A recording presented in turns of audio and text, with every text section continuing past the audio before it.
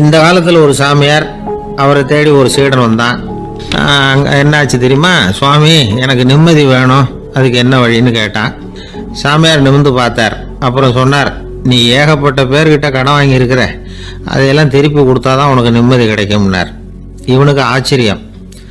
அது எப்படி சாமி, அவ்வளவு கரெக்டாக நான் கடன் வாங்கினதை கண்டுபிடிச்சிங்க அப்படின்னா, உனக்கு கடன் கொடுத்து சாமியாராக போனதே நான் தான்ப்பா, அதனால தான் இந்த கதிக்கு வந்தேன். என்கிட்டயே வந்து நிம்மதிக்கு வழி கேட்குறிய, அதுதான்டா வேதனை அப்படின்னாராம் அவர். ஒரு காடு, நல்ல மரம்லாம் செழிச்சு இருந்தது. அப்படிப்பட்ட காட்டில் ஒரு சாது இருந்தார். அவர் எப்படின்னா, எப்பவும் ஒரு மரத்தடியில் உட்காந்துருப்பார். ஏன்னா அவருடைய இருப்பிடமே அதுதான். அவர் என்ன பண்ணுவார், 3 கல் வச்சுருந்தார். செங்கல் மாதிரி இருக்கும், ஆனால் அதை விட கொஞ்சம் பெருசாக இருக்கும். எதுக்கு அந்த 3 கல்லுன்னா, அதுதான் அவருடைய படுக்கை. அதாவது தூங்குறப்ப ஒரு கல்லை தலைக்கு கீழே வச்சுக்குவார், இன்னொரு கல்லை இடுப்புக்கு கீழே வச்சுக்குவார், இன்னொரு கல்லை காலுக்கு கீழே வச்சுக்குவார். உடம்ப வந்து அப்படியே ஒரு தகட்டால் மூடிக்குவார், அப்படியே தூங்கி போடுவார். மழை பெய்யுதுன்னு வச்சுங்க, அவர் உடம்பு வந்து 3 கல் மேலே இருக்குதா, அதனால் தண்ணி வந்து அடியில் ஓடி போடும், உடம்பு நனையாது. மேலே தகடு இருக்கிறதுனால மழையும் உடம்புல படாது. அவர் தூக்கமும் கெடாது, நிம்மதியாக தூங்குவார். பகலில் அந்த 3 கல்லையும் ஒரு சேர ஒரு அடுப்பு மாதிரி வச்சு அது மேலே உட்காந்துக்குவார். அதனால் பாம்பு பூச்சி எதுவும் அவரை வந்து தொந்தரவு பண்ணுறதில்ல, அது பாட்டுக்கு நடந்து போயிடும். அவர் பாட்டுக்கு நிம்மதியாக இருப்பார். யாராவது எதையாவது கொண்டுகிட்டு வந்து கொடுத்தா அதை வாங்கி சாப்பிடுவார், அவ்வளவுதான். ஒரு நாள் அந்த நாட்டு அரசன் காட்டுக்கு வேட்டையாட வந்தான். அந்த வழியாக வந்தப்போ இந்த சாது படுத்துருக்கிறத பார்த்தான், பரிதாபப்பட்டான். ஐயோ பாவம், இவர் இப்படி இந்த கல் மேலே உடம்ப வச்சுக்கிட்டு தூங்குறாரு, என்ன பாடுபடுவார். இவரை நாம் வந்து அரண்மனைக்கு அழைச்சிட்டு போய் சுகமாக நிம்மதியாக இருக்கிறதுக்கு வழி செஞ்சு கொடுப்போம், அது ரொம்ப நல்லாயிருக்கும் அப்படின்னு நினச்சான். அப்படி நினச்சிக்கிட்டே அரண்மனைக்கு வந்துட்டான். அதுக்கப்புறம் ஒரு பல்லக்கையும் 2 சேவகர்களையும் காட்டுக்கு அனுப்பி அந்த சாதுவை மெதுவாக இங்கே அழைச்சிட்டு வந்துடுங்க அப்படின்னு சொல்லி அனுப்பி வச்சான். இவங்க போய் அவர்கிட்ட விவரத்தை சொன்னாங்க. எனக்கு என்னத்துக்கு அரண்மனை வாசம் அப்படின்னார். இருந்தாலும் மன்னர் உத்தரவு, நீங்கள் அவசியம் வரணும் அப்படின்னாங்க இவங்க. சரின்னு சொல்லிவிட்டு வேறு வழி இல்லாமல் புறப்பட்டார். புறப்படும்போது என்ன பண்ணாருன்னா, மறக்காமல் அந்த 3 கல் ஒரு தகடு அதையும் எடுத்து பல்லக்கில் வச்சுக்கிட்டார். என்னத்துக்கு இதையெல்லாம் எடுத்து வைக்கிறாரு அப்படின்னு சொல்லி அவங்க யோசனை பண்ணாங்க. இருந்தாலும் அதை பற்றி ஒன்றும் கேட்கல. பேசாமல் அவரை அழைச்சிட்டு போய் அரண்மனையில் விட்டுட்டாங்க. அரசன் ஓடி வந்தான், வரவேற்றான், அறுசுவை உணவு படைத்தான். அவர் படுக்கிறதுக்கு தங்க கட்டில், பட்டு மெத்தை, இப்படி எல்லாம் ஏற்பாடு பண்ணி வச்சான். இங்கே படுத்து ஓய்வு எடுத்துக்குங்க அப்படின்னு சொல்லிவிட்டு அவன் பாட்டு போயிட்டான். மறுநாள் காலையில் வந்து பார்க்குறான், சாது படுத்துருக்கிறார். எப்படி தெரியுமா? அந்த பட்டு மெத்தை மேலே 3 கல்லையும் வச்சு வழக்கம் போலவே அது மேலே படுத்துருக்கிறார். அதுக்கு மேலே தகடு. அரசன் பார்த்துட்டு அதிர்ச்சி ஆயிட்டான். என்ன சுவாமி இப்படி அப்படின்னா, சாது சொன்னார், எனக்கு வந்து தேவையும் இல்லை குறையும் இல்லை, எல்லா இடத்துலையும் எனக்கு ஒரே மகிழ்ச்சி தான் அப்படின்னார். மகிழ்ச்சிங்கிறது தங்க கட்டிலேயோ பட்டு மெத்தையிலேயோ இல்லை, அது வந்து மனசில் இருக்கிற ஒரு விஷயம். உண்மையான மகிழ்ச்சிக்கு வழி வந்து மனப்பக்குவம் அப்படிங்கிறது அந்த அரசனுக்கு புரிஞ்சுதான். ஒரு ஊரில் ஒரு ஆள் இருந்தான். கற்பனையிலேயே காலத்தை கடத்திக்கிட்டு இருந்தான். ஒரு நாள் ஒரு மரத்தடியில் உட்காந்துருந்தான். அவனுக்கு பசிக்கிற மாதிரி தெரிஞ்சுது. உடனே கற்பனையிலேயே சாப்பிட ஆரம்பிச்சிட்டான். அதாவது எதிரில் இலை போட்டு சாப்பாடு போடப்பட்டிருக்கிறதாகவும் அதை இவன் சாப்பிட்றதாகவும் நினச்சிக்கிட்டு கையை மட்டும் வாய்க்கும் தரைக்குமா அப்படியும் இப்படியும் கொண்டுகிட்டு போய் பாவனை பண்ணிக்கிட்டே இருக்கிறான். தூரத்தில் இருந்து பார்க்குறவங்களுக்கு இவன் ஏதோ பலமான விருந்து சாப்பிட்டுக்கிட்டு இருக்கிறான் அப்படின்னு தான் தோணும். அது மாதிரியே பண்ணிக்கிட்டு இருந்தான். அந்த வழியாக ஒரு சன்னியாசி வந்துக்கிட்டு இருந்தார். இவனை பார்த்தார். என்ன இவன் இப்படி பண்ணிகிட்டு இருக்கிறானே அப்படின்னு நினச்சாரு. கொஞ்ச நேரம் அவனையே உத்து பார்த்துக்கிட்டு இருந்தார். இவரை பார்த்ததும் அவன் இன்னமும் சுவாரஸ்யமாக சாப்பிட ஆரம்பிச்சுட்டான். அப்பப்பா, என்ன இது, இந்த குழம்பு இவ்வளவு காரமாக இருக்குது, என்னுடைய நாக்கே எரிஞ்சு போடும் போல இருக்கு அப்படின்னு சொல்லிட்டு பக்கத்தில் ஒரு குவளையை எடுத்து தண்ணி குடிக்கிறது மாதிரி பாவனை பண்ணுறான். அப்பாடா, இப்போ கொஞ்சம் பரவாயில்ல அப்படின்னு சொல்லிக்கிட்டு குவளையை கீழே வைக்கிறது மாதிரி ஒரு பாவனை பண்ணுறான். சன்னியாசி பார்த்தார். என்னப்பா, சாப்பாட்டில் காரம் அதிகமோ அப்படின்னார். ஆமாம் சுவாமி, ஞாபகம் மறதியில் கொஞ்சம் மிளகாய் அதிகமாக சேர்த்துக்கிட்டேன் அப்படின்னா. சரி சாப்பிடு அப்படின்னு சொல்லிவிட்டார். அவன் சாப்பிட்டு முடிக்கிற வரைக்கும் பொறுமையாக உட்காந்துருந்தார். அவன் அப்பாடா அப்படின்னு சொல்லிட்டு மறுபடியும் தண்ணி எடுத்து குடித்தான். எல்லாம் கற்பனையிலேயே. அதுக்கப்புறம் சன்னியாசி பேச ஆரம்பித்தார். இதை பாருப்பா, உன்னுடைய கற்பனையை நான் மெச்சுறேன். இருந்தாலும் உன் சாப்பாட்டில் ஒரு இனிப்பையும் வச்சிருக்கலாமே, ஏன் மிளகாயை அளவுக்கு அதிகமாக போட்டுவிட்டு அவஸ்தைப்படுறேன் அப்படின்னார். அவன் யோசிக்க ஆரம்பித்தான். அதுக்கப்புறம் இவர் சொன்னார், இதை பாருப்பா, இனிமேல உன்னுடைய கற்பனையும் உயர்ந்ததாக இருக்கட்டும் அப்படின்னு உபதேசம் பண்ணிவிட்டு போனார். எப்பவும் உயர்வை பற்றியே சிந்திக்கணும். உயர்வு கிடைக்கலன்னா கூட அப்படி சிந்திக்கிறத நிறுத்தப்படாது அப்படிங்கிறார் திருவள்ளுவர். உள்ளுவது எல்லாம் உயர் உள்ளல், மற்ற அது தள்ளினும் தள்ளாமை நேர்த்து. ஊக்கம் இல்லாம உலகத்துல வாழ்ந்து பிரயோஜனம் இல்லை. அதனால உயர்வாவே சிந்திக்கணும். அது நம்மளை ஊக்கப்படுத்தும். இது பெரிய ஒரு வாக்கு. இந்த உலகத்துல கற்பனையிலேயே வாழ்கிற சில கஞ்சர்களும் உண்டு. அதாவது 2 கஞ்சர்கள் 2 பேரும் பக்கத்து ஊர்ல இருந்தாங்க. பொங்கல் சமயம் ஒரு கஞ்சன் தன்னுடைய மகனை கூப்பிட்டான். இதோ பாருப்பா, பக்கத்து ஊர்ல என்னுடைய நண்பன் ஒருத்தன் இருக்கிறான், அவனுக்கு பொங்கல் பரிசு ஏதாவது கொடுக்கணும்.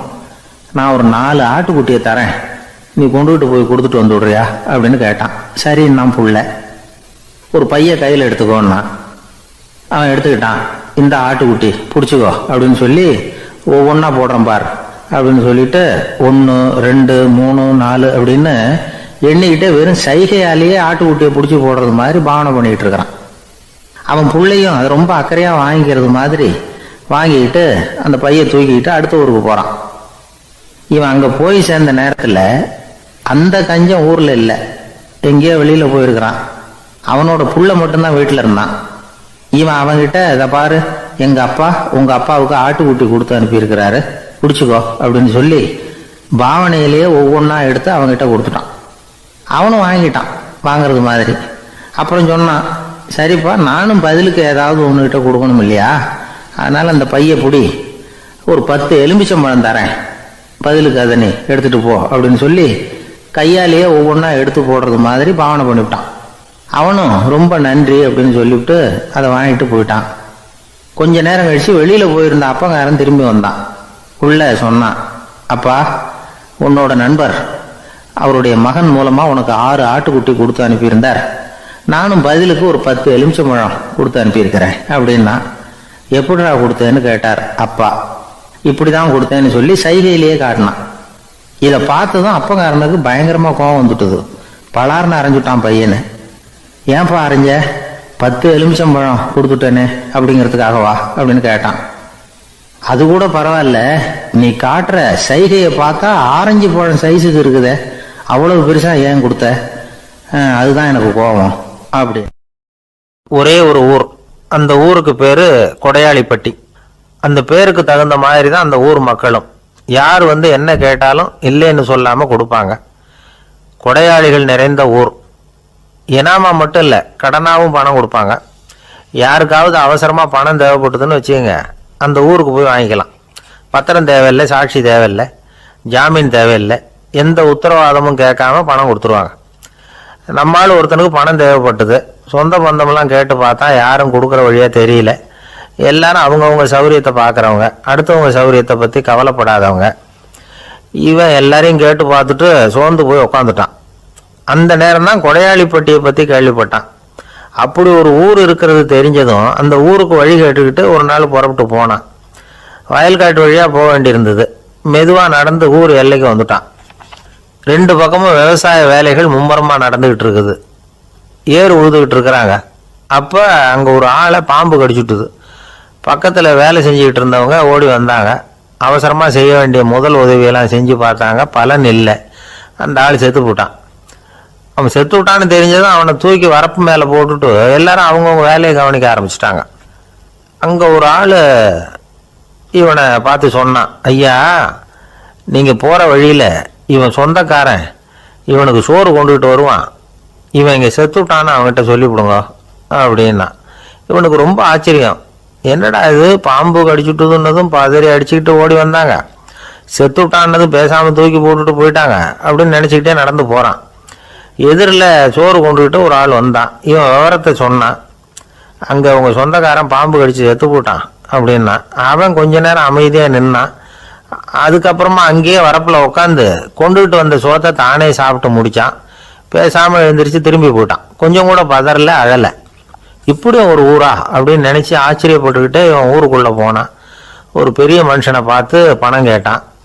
அவரும் இவனோட பேரையும் ஊரையும் மட்டும் விசாரிச்சுக்கிட்டு தேவையான பணத்தை கொடுத்துட்டார். பணத்தை வாங்கிட்ட பிறகு தன்னுடைய மனசை அரிச்சுக்கிட்டு இருந்த அந்த விஷயத்தை பற்றி கேட்டான். ஐயா, வழியில் ஒருத்தன் செத்துட்டான், அவனை அப்படியே தூக்கி வரப்பில் போட்டுட்டு எல்லாரும் வயல்வெளி வேலைகளை பார்த்துக்கிட்டு இருக்கிறாங்களே அப்படின்னா.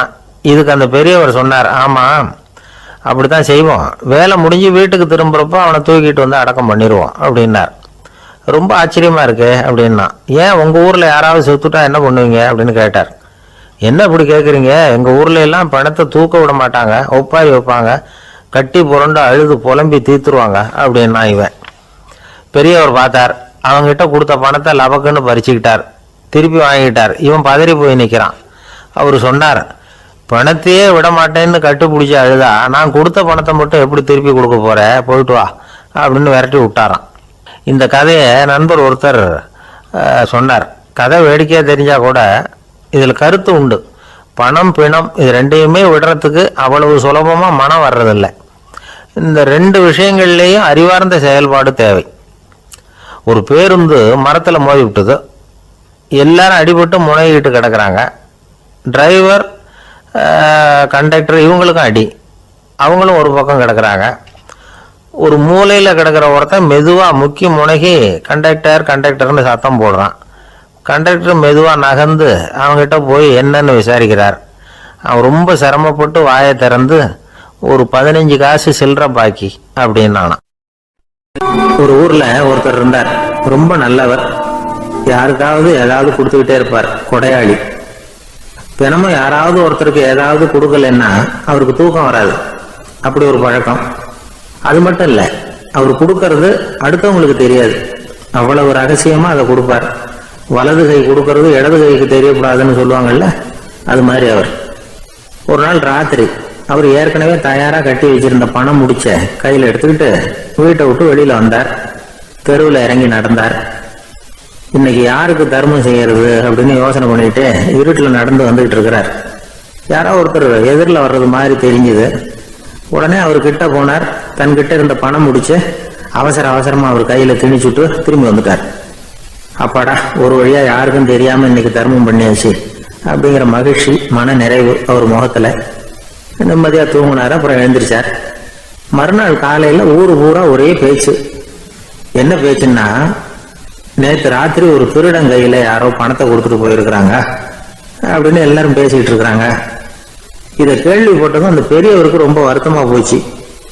அடடா, போயும் ஒரு திருடனுக்கா உதவி பண்ணியிருக்கிறோம், பிரயோஜனம் இல்லாம போட்டுதே அப்படின்னு நினைச்சார். சரி, இன்னைக்கு யாருக்காவது உதவி பண்ணணும் அப்படின்னு முடிவு பண்ணினார். ராத்திரி நேரம் வந்தது. இவர் வழக்கம் போல தெருவில் இறங்கி நடந்தார். கையில பணம் முடிச்சு. எதிரில் ஒரு பெண் உருவம் மங்கலா தெரிஞ்சது. இவர் உடனே அந்த பெண் கிட்ட பணத்தை கொடுத்துட்டு திருப்தியா திரும்பி வந்துட்டார். மறுநாள் காலையில ஊர் பூரா என்ன பேசிக்கிட்டாங்க தெரியுமா? நேற்று ராத்திரி நெறி தவறி நடக்கிற ஒரு பெண்ணின் கையில யாரோ பணத்தை வச்சுட்டு போயிருக்கிறாங்க அப்படின்னு எல்லாரும் பேசிக்கிறாங்க. அடடா, இன்னைக்கும் தவறுதலா நடந்து போச்சு அப்படின்னு ஒரு வருத்தப்பட்டார். இருக்கட்டும், இன்னைக்கு ஏதாவது தர்மம் பண்ணுவோம் அப்படின்னு நினைச்சுக்கிட்டாரு. 3வது நாள் ராத்திரியும் புறப்பட்டார். இப்பவும் எதிரில் ஒருத்தர் வந்தார். இவர் பணத்தை கொடுத்தார், திரும்பி வந்துட்டார். மறுநாள் மக்கள் என்ன பேசிக்கிட்டாங்கன்னா, நேற்று ராத்திரி ஒரு செல்வந்தர் கையில யாரோ பணத்தை கொடுத்துட்டு போயிருக்கிறாங்க அப்படின்னு பேசிக்கிட்டாங்களாம். அவருக்கு ரொம்ப வருத்தமா போட்டுது. என்ன இது, தினம் இப்படி ஆகிட்டு இருக்குது அப்படின்னு நினைச்சுக்கிட்டே படுத்து தூங்கினார். அன்னைக்கு ராத்திரி ஒரு கனவு. அந்த கனவுல இறைவன் வந்து சொன்னாராம், இத பாருப்பா, நீ கொடுத்த தர்மம் வீணா போயிடல.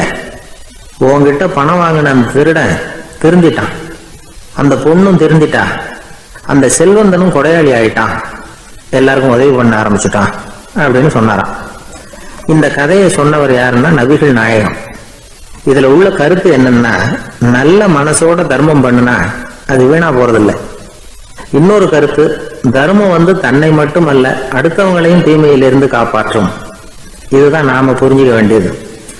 இந்த காலத்திலயும் இது மாதிரி சில சம்பவங்கள் நடக்கிறது உண்டு. ஒரு பெரியவர் இருட்டில் நடந்து வந்துகிட்டு இருந்தாரு. எதிரில் வந்த ஒருத்தன் வலுக்கட்டாயமா ஒரு கையை பிடிச்சி ஒரு பண முடிப்பை கொடுத்து வச்சுக்க சொல்லிவிட்டு விலகி போட்டான். பெரியவருக்கு ஆச்சரியம், இந்த காலத்திலயும் இப்படி வலது கை கொடுக்கறது இடது கைக்கு தெரியக்கூடாதுன்னு நினைக்கிற கொடையாளிகள் உண்டு போல இருக்கு அப்படின்னு யோசனை பண்ணிக்கிட்டே நடந்தார். கொஞ்ச தூரம் போயிருப்பாரு. அதுக்குள்ள அதே ஆள் திரும்பி வந்தான். கொடுத்த பண முடிப்பை திருப்பி கொடுங்க அப்படின்னு கேட்டு வாங்கிட்டான். இவருக்கு ஒன்றும் புரியல. ஏன் இப்படி பண்றேன்னார். அது ஒண்ணும் இல்லைங்க, கொஞ்ச நேரம் இதை உங்ககிட்ட கொடுத்து வச்சிருந்தேன் அவ்வளவுதான் அப்படின்னா. ஏன்னு கேட்டார். என்னை பின்னாடி போலீஸ் தேடிக்கிட்டு வந்துகிட்டு இருக்குது, அதுதான் அப்படி பண்ணேன். இப்போ போயிட்டுது, இனிமே ஒன்றும் பயம் இல்லை அப்படின்னு சொல்லிவிட்டு அவன் பாட்டுக்கு நடந்து போறான். இமயமலை அடிவாரத்தில் ஒரு மடம். அங்கே ஒரு சன்னியாசி இருந்தார். அவர்கிட்ட ஒருத்தர் வந்தார். சுவாமி, ஆசையை உதற நினைக்கிறேன், முடியல, ஊட்டிக்கிட்டே வருது அப்படின்னாராம். இப்படி உட்கார ஒரு கதை சொல்கிறேன் அப்படின்னு சொல்லி அவர் சொல்ல ஆரம்பித்தாராம். அவர் சொன்ன கதை என்னன்னா, ஒரு ஊரில் ஒரு ஆள் இருந்தான். அவன் பேர் குப்புசாமி. அவன்கிட்ட எப்பவும் ஒரு பழைய தொப்பி இருக்கும், விடவே மாட்டான். அதனால் அவனை எல்லாரும் தொப்பி சாமி அப்படின்னு தான் கூப்பிடுறது வழக்கம். ஒரு புது தொப்பி வாங்கிக்கப்படாதாப்பா அப்படின்னு நண்பர்கள்லாம் சொல்லி பார்த்தாங்க. பணத்துக்கு எங்கே போவேன் அப்படின்னு விட்டானா. பணம் வச்சிருக்கான், செலவு பண்ண மனசு வரல, மகா கஞ்சன். பழைய பாட்டில்கள்லாம் வாங்கி விற்றுக்கிட்டு இருந்தான்.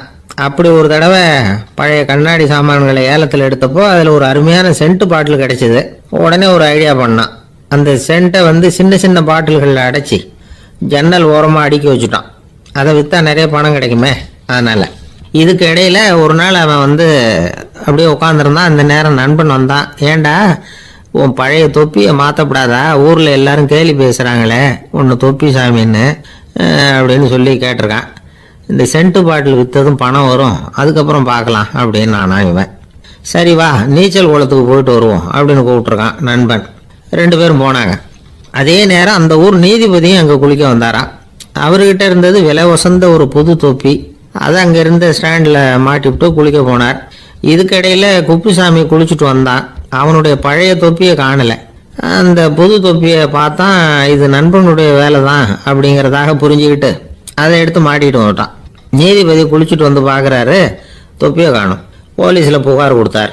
அவங்க தேடினாங்க. ஒரு மூலையில் பழைய தொப்பி கிடச்சிது. அடடா, இது நம்ம குப்புசாமியோட தொப்பி இல்லையா அப்படின்னு நானா ஒருத்தன். உடனே அவன் வீட்டுக்கு தேடிட்டு போயிருக்காங்க. அங்கே போய் பார்த்தா புது தொப்பி அங்கே இருக்குது. உடனே அவனுக்கு 1000 ரூபாய் அபராதம் போட்டாங்களாம். அவன் பணத்தை கட்டிவிட்டு ரொம்ப எரிச்சலோடு வீட்டுக்கு வந்தான். பழைய தொப்பி கண்ணில் போட்டது. மறுபடியும் உன்னால தானே எனக்கு 1000 ரூபா நஷ்டம் அப்படின்னு சொல்லி அதை எடுத்துக்கிட்டு அப்படி போயிருக்கான். அந்த ஊர் குளத்தில் வீசி எரிஞ்சிட்டு வந்துட்டான். அது மீன் பிடிக்கிற ஒருத்தன் கையில் சிக்கிச்சு. அவன் வர்ற வழியில் அதை எடுத்து வேகமாக வீசி எறிஞ்சான். அது நேராக குப்புசாமி வீட்டு ஜன்னல் வழியாக உள்ளே இந்த சென்ட்டு பாட்டில்கள் மேலே விழுந்து எல்லாம் உடஞ்சி நொறுங்கி போச்சு. குப்புசாமி பார்த்தான். தோட்டத்தில் ஆழமாக ஒரு குழியை வெட்டினான். அந்த தொப்பியை போட்டான், மூடிவிட்டான். இதை அடுத்த வீட்டுக்காரன் பார்த்தான். ஏதோ புதையல் தான் வச்சுருக்கான் போல இருக்குன்னு நினச்சான். போலீஸில் போய் புகார் கொடுத்துட்டான். மறுபடியும் போலீஸ் குழியை தோண்டினாங்க. பழைய தொப்பி மறுபடியும் வெளியில் வந்தது. எல்லாரும் சிரிக்கிறாங்க. அன்னைக்கு ராத்திரியே அந்த தொப்பியை எடுத்துக்கிட்டு நேராக புறப்பட்டான். ஒரு கல்லில் அதை சேர்த்து கட்டி குடிநீர் தொட்டி இருக்கும்ல, அதில் போட்டுட்டு வந்துட்டான். இனிமேல் என்ன பண்ணும் பார்ப்போம்னு. ஒரு நாள் திடீர்னு குழாயெல்லாம் அடைப்பட்டு போச்சு. மாநகராட்சி அலுவலர்கள் என்னன்னு பார்த்தா அந்த பழைய தொப்பி குழாயை அடைச்சிக்கிட்டு இருக்குது. இது குப்புசாமியோட தொப்பிங்கிறது தான் எல்லாருக்கும் தெரியுமே. உடனே குடிநீரை பாழாக்கணத்துக்காக குப்புசாமிக்கு கோர்ட்டு 2500 ரூபாய் அபராதம் போட்டுவிட்டுது. அதையும் கட்டிவிட்டு வெளில வந்தான். கடைசியாக முடிவு பண்ணான். ஒரு நெருப்பு குச்சியை கிழிச்சான். தொப்பியை கொளுத்தினான். எரிஞ்சது. எடுத்து வெளில எரிஞ்சான். கொஞ்ச நேரத்தில் தீ அணைப்பு படம் வந்துட்டுது. ஆமாம், இவன் எடுத்து எரிஞ்சது வெளியில் விழுந்து வீட்டுக்கு ஊரையே பற்றிக்கிட்டு எரிய ஆரம்பிச்சுட்டுது. அவனோட பணத்தாசையும் அதோட சேர்ந்து எரிஞ்சு போச்சான். இப்படி ஒரு கதை. இந்த கதையை சொல்லி முடித்தார் அந்த இமயமலை அடிவாரத்தில் இருந்த சன்னியாசி. இப்போ அந்த குப்புசாமி எங்கே இருக்கிறான்னு கேட்டார் எதிரில் இருந்தவர். இதோ உன் எதிரிலே இருக்கிறான், நான் தான் அந்த குப்புசாமி அப்படின்னாரான் அந்த சன்னியாசி. அந்த குப்புசாமி கிட்ட இருந்தது மாதிரி ஒரு பழைய தொப்பி நம்ம ஒவ்வொருத்தர்கிட்டையும் உண்டு. அதை எப்படி தொலைக்கிறதுன்னு தெரியாமல் தடுமாறிக்கிட்டு இருக்கிறோம். அது என்ன தொப்பிங்கிறீங்களா? அதுதான் நம்மை சூழ்ந்திருக்கிற மாயை அப்படிங்கிறார் சுவாமி சின்மயானந்தர். மெய்ஞானம் கிடைக்கிறப்போ மாயை எரிஞ்சு போகும் அப்படிங்கிறது அவருடைய கருத்து. நம்மால் ஒருத்தர் வேகமாக ஓடி வந்தார். காலில் மாட்டியிருந்த பழைய செருப்பு 2 ஆவேசமாக தூக்கி ஒரு கிணத்துல போட்டுட்டு வெறுங்காலோட நடந்து வந்துகிட்டு இருக்கிறார். ஏன் அப்படி பண்ணீங்க அப்படின்னு கேட்டோம். அந்த செருப்புக்கு சொந்தக்காரன் பின்னாடி வந்துகிட்டு இருக்கிறான், அதனால அப்படி பண்ணேன் அப்படிங்கிறார் இவர். ஒரு ஆள் இருந்தான், நிறைய பணம் சம்பாதிச்சான். ஆனால் செலவு பண்ண மனசு வரல. கருமி அவன் என்ன பண்ணா, சேர்த்த பணம் பூராவையும் ஒரு மரத்தடியில் புதைச்சி வச்சிருந்தான். வாரத்துக்கு ஒரு தடவை அந்த மரத்தடிக்கு வருவான்.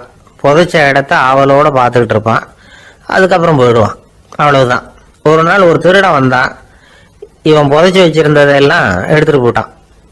இது தெரிஞ்சு போச்சு. அந்த கருமி புலம்ப ஆரம்பிச்சிட்டான். இவன் புலம்பலை கேட்டதும் அக்கம் பக்கத்தில் இருந்தவங்க எல்லாம் ஓடி வந்தாங்க. என்ன விஷயம்னு விசாரிச்சாங்க. இவன் சொன்னான். ஒரு பெரியவர் கேட்டார், ஏப்பா வாரம் வாரம் வந்து இந்த இடத்த பார்க்கறதாக சொன்னியே, எப்போவாவது இதில் இருக்கிற பணத்தை எடுத்து செலவு பண்ணியிருக்கியா அப்படின்னு கேட்டார். நான் அப்பப்போ வந்து அதை பார்க்கறது தான் வழக்கம், அதை தொட்டதே இல்லைன்னு அவன். சரி, அப்படின்னா இப்போவும் நீ அதே மாதிரி வாரம் ஒரு தடவை வந்து இந்த இடத்த பார்த்துட்டு போகலாமே அப்படின்னாராம் அந்த பெரியவர். அதுவும் சரிதானே, எவ்வளவு காலமானாலும் அவன் அந்த பணத்தை எடுத்து செலவு பண்ண போறதில்ல. அப்படி இருக்கிறப்ப உள்ளே பணம் இருந்தாலும் ஒண்ணுதான், இல்லாம போனாலும் ஒண்ணுதான். இதுல இருந்து என்ன புரியுதுன்னா, ஒருத்தர்கிட்ட இருக்கிற பணத்தை கொண்டு அவர் பணக்காரரா ஏழையா அப்படின்னு முடிவு செய்யறது சரியில்லை. அந்த செல்வத்தை அனுபவிக்கிற திறன், பயன்படுத்துற திறன், அதை வச்சுதான் அவர் ஏழையா பணக்காரரா அப்படிங்கிறத நிர்ணயம் பண்ணணும். அதுதான் சரி. செலவு பண்ண தெரியாதவன் சேகரம் பண்ணிட்டே இருக்கிறதுனால என்ன பிரயோஜனம்? தலைமுடியே இல்லாதவன் தாராளமா சீப்புகளை வாங்கி சேகரம் பண்றது மாதிரி தானே இது. சில சமயம் செலவு பண்ண நாம தயாரா இருந்தா கூட அந்த செல்வம் நமக்கு பயன்படுறதில்லை. அரேபியாவில் ஒரு நகை வியாபாரி விலை உயர்ந்த முத்துக்களை எல்லாம் அவர் வச்சு வியாபாரம் பண்ணிட்டு இருந்தார். அவர் ஒரு சமயம் ஒரு பாலைவனம் வழியா போயிட்டு இருக்கிறார் ஒட்டகத்துல. அப்போ திடீர்னு கடுமையான புயல் வீச ஆரம்பிச்சுட்டுது. திசை தவறி இவர் எங்கேயோ வந்துட்டார். கூட வந்தவங்களையும் காணல, எங்க போனாங்களோ தெரியல. இவர் ரொம்ப பயந்து போய் அங்கேயும் எங்கேயுமா அலைஞ்சு திரியிறார். வழியே தெரியல. பசி கடுமையாயிட்டுது. ஒட்டகத்து முதுகுல ஒரு மூட்டை இருந்தது. அதை பிரிச்சு பார்த்தார். உள்ள ஏதாவது இருக்கான்னு தேடி பார்க்கறார். அது வரைக்கும் கண்ணில் தட்டுப்படாத அபூர்வமான ஒரு பை கண்ணில் பட்டுது. ஆஹா, அதுல ஏதாவது சாப்பிட்றதுக்கு இருக்கும் அப்படின்னு நினைச்சு ஆவலா அதை பிரிச்சு பார்க்கறார். அந்த பையில விலை உயர்ந்த முத்துக்கள் நிறைய இருந்துதான். அப்பதான் அவர் நினைச்சாராம், விலை உயர்ந்த முத்துக்கள் கூட சாப்பிட்றதுக்கு உணவாக முடியாது அப்படிங்கிறத புரிஞ்சுக்கிட்டாராம். எந்த நேரத்துல எது நமக்கு தேவையோ அது நமக்கு தாராளமா கிடைக்கணும். அப்படி அது கிடைக்கிறதுக்கு நம்ம கிட்ட இருக்கிற செல்வம் பயன்படணும். அது நமக்கும் பயன்படலாம், நம்ம மூலமா அடுத்தவங்களுக்கும் பயன்படலாம். அதுதான் செல்வத்தின் பயன். ஒரு மரத்தடியில ஒருத்தன் உட்காந்து அழுதுகிட்டு இருந்தான். அந்த பக்கமா வந்த இன்னொருத்தன் ஏப்பா அழுதுகிட்டு இருக்கிறேன்னு கேட்டான். இந்த இடத்துலதான் பூமிக்கு அடியில பணம் இருக்குது, புதைச்ச இடம் தெரியல, அதான் அழறேன் அப்படின்னா. நல்லா ஞாபகப்படுத்தி பாரு, எந்த இடத்துல புதைச்ச அப்படின்னு கேட்டான் இவன். அது எப்படி எனக்கு தெரியும், புதைச்சி வச்சிருக்கிறவன் நான் இல்லையே, எங்க எதிர்த்து வீட்டுக்காரன் அப்படின்னானா இவன். அந்த மரத்தின் உச்சியில ஒரு பறவை கூடு, ஏதோ ஒரு பறவை கூடு கட்டி இருந்தது. அது என்ன பறவைன்னா ராஜாளி. ஒரு குரங்கு அந்த மரத்து கிளையில தாவி தாவி குதிச்சுக்கிட்டு இருந்தது. அப்போ இந்த கூட்டுல இருந்த முட்டை அது கண்ணுல போட்டுட்டுது. அதுக்கப்புறம் அது சும்மா இருக்குமா, விளையாட்டா ஒரு முட்டையை எடுத்தது, மரத்தை விட்டு கீழே இறங்குச்சு. கீழே ஒரு குப்பை மேட்டுல ஒரு கோழி சில முட்டைகளை அது பாட்டுக்கு இட்டு வச்சிருந்தது. குரங்கு தன் கையில இருந்த ராஜாளி பறவையோட முட்டைய அந்த கோழி முட்டைகளோட சேர்த்து போட்டுட்டு போயிட்டுது. கோழி வந்தது, பார்த்தது, அதுக்கு ஒன்றும் வித்தியாசம் புரியல. தன்னுடைய முட்டைகளோட சேர்த்து அந்த ராஜாளி முட்டையையும் சேர்த்து அடைகாத்துது. கொஞ்ச நாள்ல குஞ்சுகள் எல்லாம் பொரிச்சுது, எல்லாம் முட்டை விட்டு வெளியில வந்தது. ராஜாளி பறவையோட குஞ்சு அந்த கோழி குஞ்சுகளோடவே சேர்ந்து வளர்ந்தது. மற்ற கோழி குஞ்சுகள் போலவே இதுவும் குப்பையை கிளறிச்சு புழு பூச்சிகளை சாப்பிட்டுது. காக்கைகள் தாக்கிறதுக்கு வந்ததுன்னா மற்ற கோழி குஞ்சுகள் மாதிரியே இதுவும் பயந்து போய் தாய் கோழியின் சிறகுகளுக்கு உள்ள வந்து ஒளிஞ்சுக்கும். இப்படியே கொஞ்ச காலம் போச்சு. குஞ்சுகள்லாம் வளர்ந்து பெருசாயிட்டுது. சிலது சேவல்கள் ஆச்சு, சிலது கோழிகள் ஆச்சு. அந்த ஒண்ணு மட்டும் ராஜாளி ஆச்சு. ஆனா ஒரு விஷயம், தான் ஒரு ராஜாளிங்கிறது அந்த பறவைக்கு தெரியாது. தன்னையும் ஒரு கோழின்னே அது நினைச்சுக்கிட்டு இருக்கு. அப்படி நினைச்சுக்கிட்டு குப்பை மேட்டை கிளறிக்கிட்டு இருக்கு. ஒரு நாள் சாயந்தர நேரம் இந்த ராஜாளி பறவை கீழே அது பாட்டுக்கு வழக்கம் போல குப்பையை கிளறிக்கிட்டு இருக்குது. அப்போ அண்ணாந்து பாக்குது. வானத்துல உயரத்துல கூட்டமா ராஜாளி பறவைகள் உல்லாசமா வட்டம் அடிச்சு பறந்துகிட்டு இருக்கு. அதே இது பாக்குது.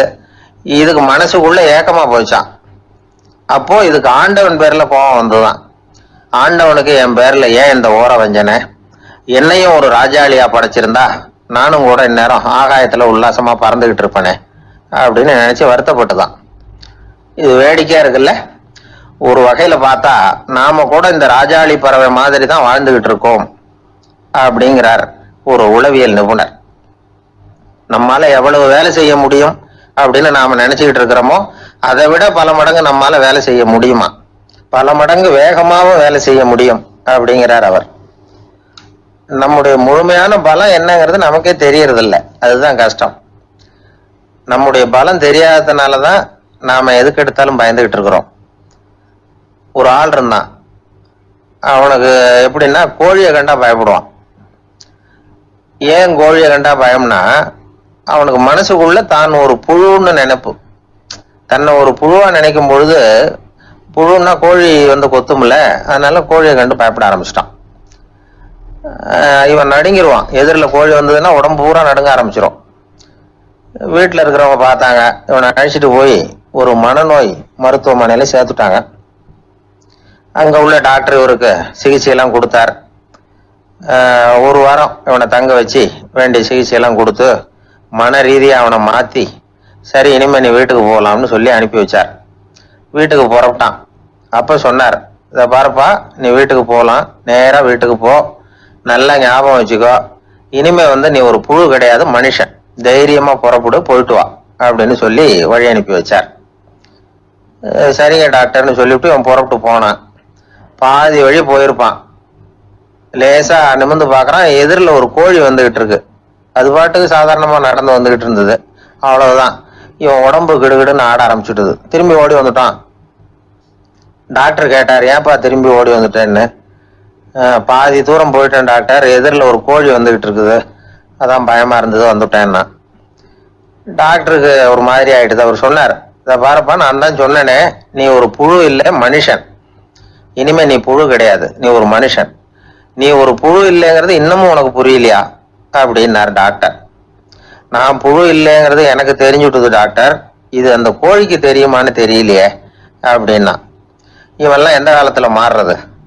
அதனால வாழ்க்கையில வெற்றி பெறணும் அப்படின்னு நினைக்கிறவங்க யாரா இருந்தாலும் தன்னுடைய பலம் என்ன அப்படிங்கிறத முதல்ல புரிஞ்சுக்கணும்.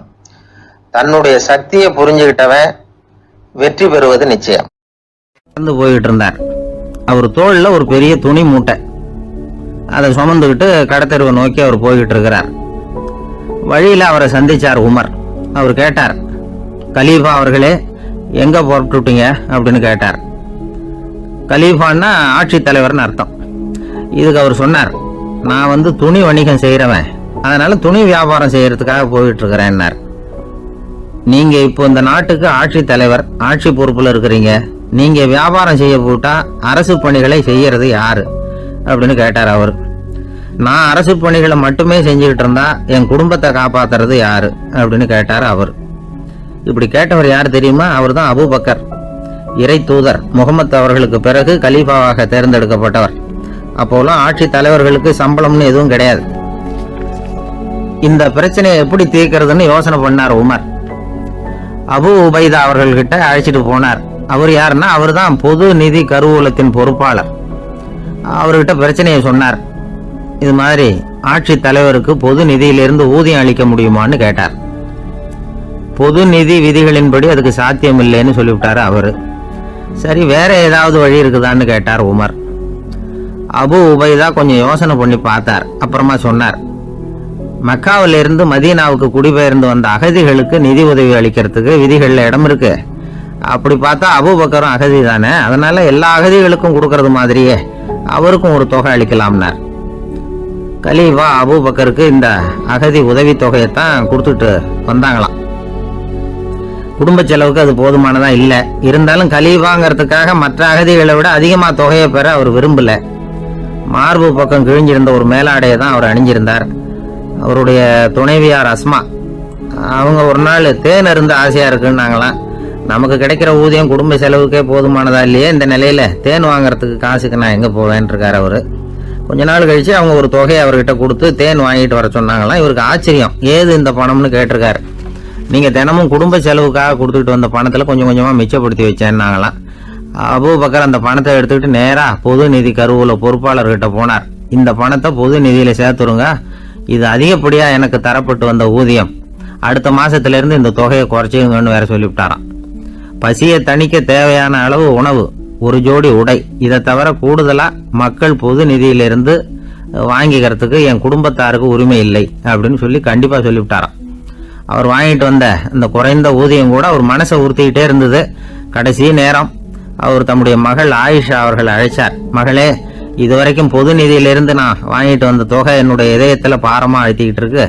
என் தோட்டத்தை வித்து அதுல வர்ற பணத்திலிருந்து நான் இதுவரைக்கும் வாங்கிட்டு வந்த ஊதிய தொகையை கணக்கு போட்டு பொது நிதியில சேர்த்து விடு அப்படின்னாராம்.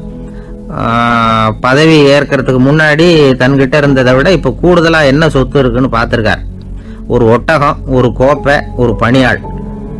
இதையும் அடுத்தபடியா கலீஃபாவா வர்றவர்கிட்ட ஒப்படைச்சிருங்க அப்படின்னு விட்டாராம். அதே மாதிரி அடுத்து வந்த உமர் கிட்ட ஒப்படைச்சாங்க. அப்போ உமர் சொன்னாராம், அபூபக்கரே, இந்த முன்மாதிரியால உங்களுக்கு பிறகு இந்த ஆட்சி பொறுப்பை ஏற்கிறவர்களை பெரும் நெருக்கடிக்கு ஆளாகி விட்டீங்க அப்படின்னு சொல்லி ரொம்ப கண் கலங்கினாராம். கடைசியா அபூபக்கர் தன்னுடைய குடும்பத்தாருக்கு விட்டு சென்ற சொத்து ஒரு படுக்கை விரிப்பு, ஒரு போர்வை, அவ்வளவுதான். இது சிந்திக்க வேண்டிய ஒரு செய்தி. ஒரு ஊர்ல ஒரு மன்னர் இருந்தாராம். அமைச்சர் அவர்கிட்ட சொன்னாராம், மன்னா, நம்ம ராஜ்யத்துல இனிமே லஞ்ச ஊழலே இருக்காதுன்னாராம். ஆஹா, அப்படின்னா ஊழல் பேர் வழிகளை எல்லாம் நாடு கடத்தியாச்சா அப்படின்னு கேட்டிருக்காரு மன்னர். இதுக்கு அவரு, அப்படி இல்லைங்க, இனிமே கொடுக்கறதுக்கு ஜனங்கள் கிட்ட பணமே இல்லை அப்படின்னாராம். அங்கே ஒரு புதர் தெரியுது இல்லையா, இந்த புதருக்குள்ள ஒரு சிங்கம் இருக்கு. அந்த பக்கமாக நான் போகிறப்போ வர்றப்போலாம் அது என்கிட்ட ஒம்பு வளர்க்குது, தகராறு செய்யுது, என் மேலே பாயுது, என்னை தாக்குது, ஏன்னு தெரியல அப்படின்னுது. இதை கேட்டதும் அந்த குரங்கு சொல்லிச்சு, இனிமேல் கவலைப்படாத, இந்த தடவை நான் உன்னை காப்பாற்றுறேன்னுது. அதுக்கப்புறம் ஒரு நாள் அந்த குரங்கும் கழுதியும் அந்த புதர் பக்கமாக போய்கிட்டு இருந்தாங்க. எதிர்பார்த்தது மாதிரியே நடந்தது. அந்த சிங்கம் எதிரில் வந்தது, கழுதியை பார்த்தது, உடனே அது மேலே பாய ஆரம்பிச்சுட்டுது. அவ்வளவுதான். உடனே இந்த குரங்கு என்ன பண்ணிச்சு தெரியுமா, கிடுகிடுன்னு ஒரு மரத்து மேலே ஏறி உட்காந்துக்கிட்டது. அங்கே உட்காந்துக்கிட்டு கீழே அந்த கழுதியும் சிங்கமும் போடுற சண்டையை வேடிக்கை பார்க்க ஆரம்பிச்சுட்டுது. கொஞ்ச நேரம் கழித்து அடிபட்ட காயத்தோடு அந்த கழுதை மெதுவாக நடந்து வந்தது.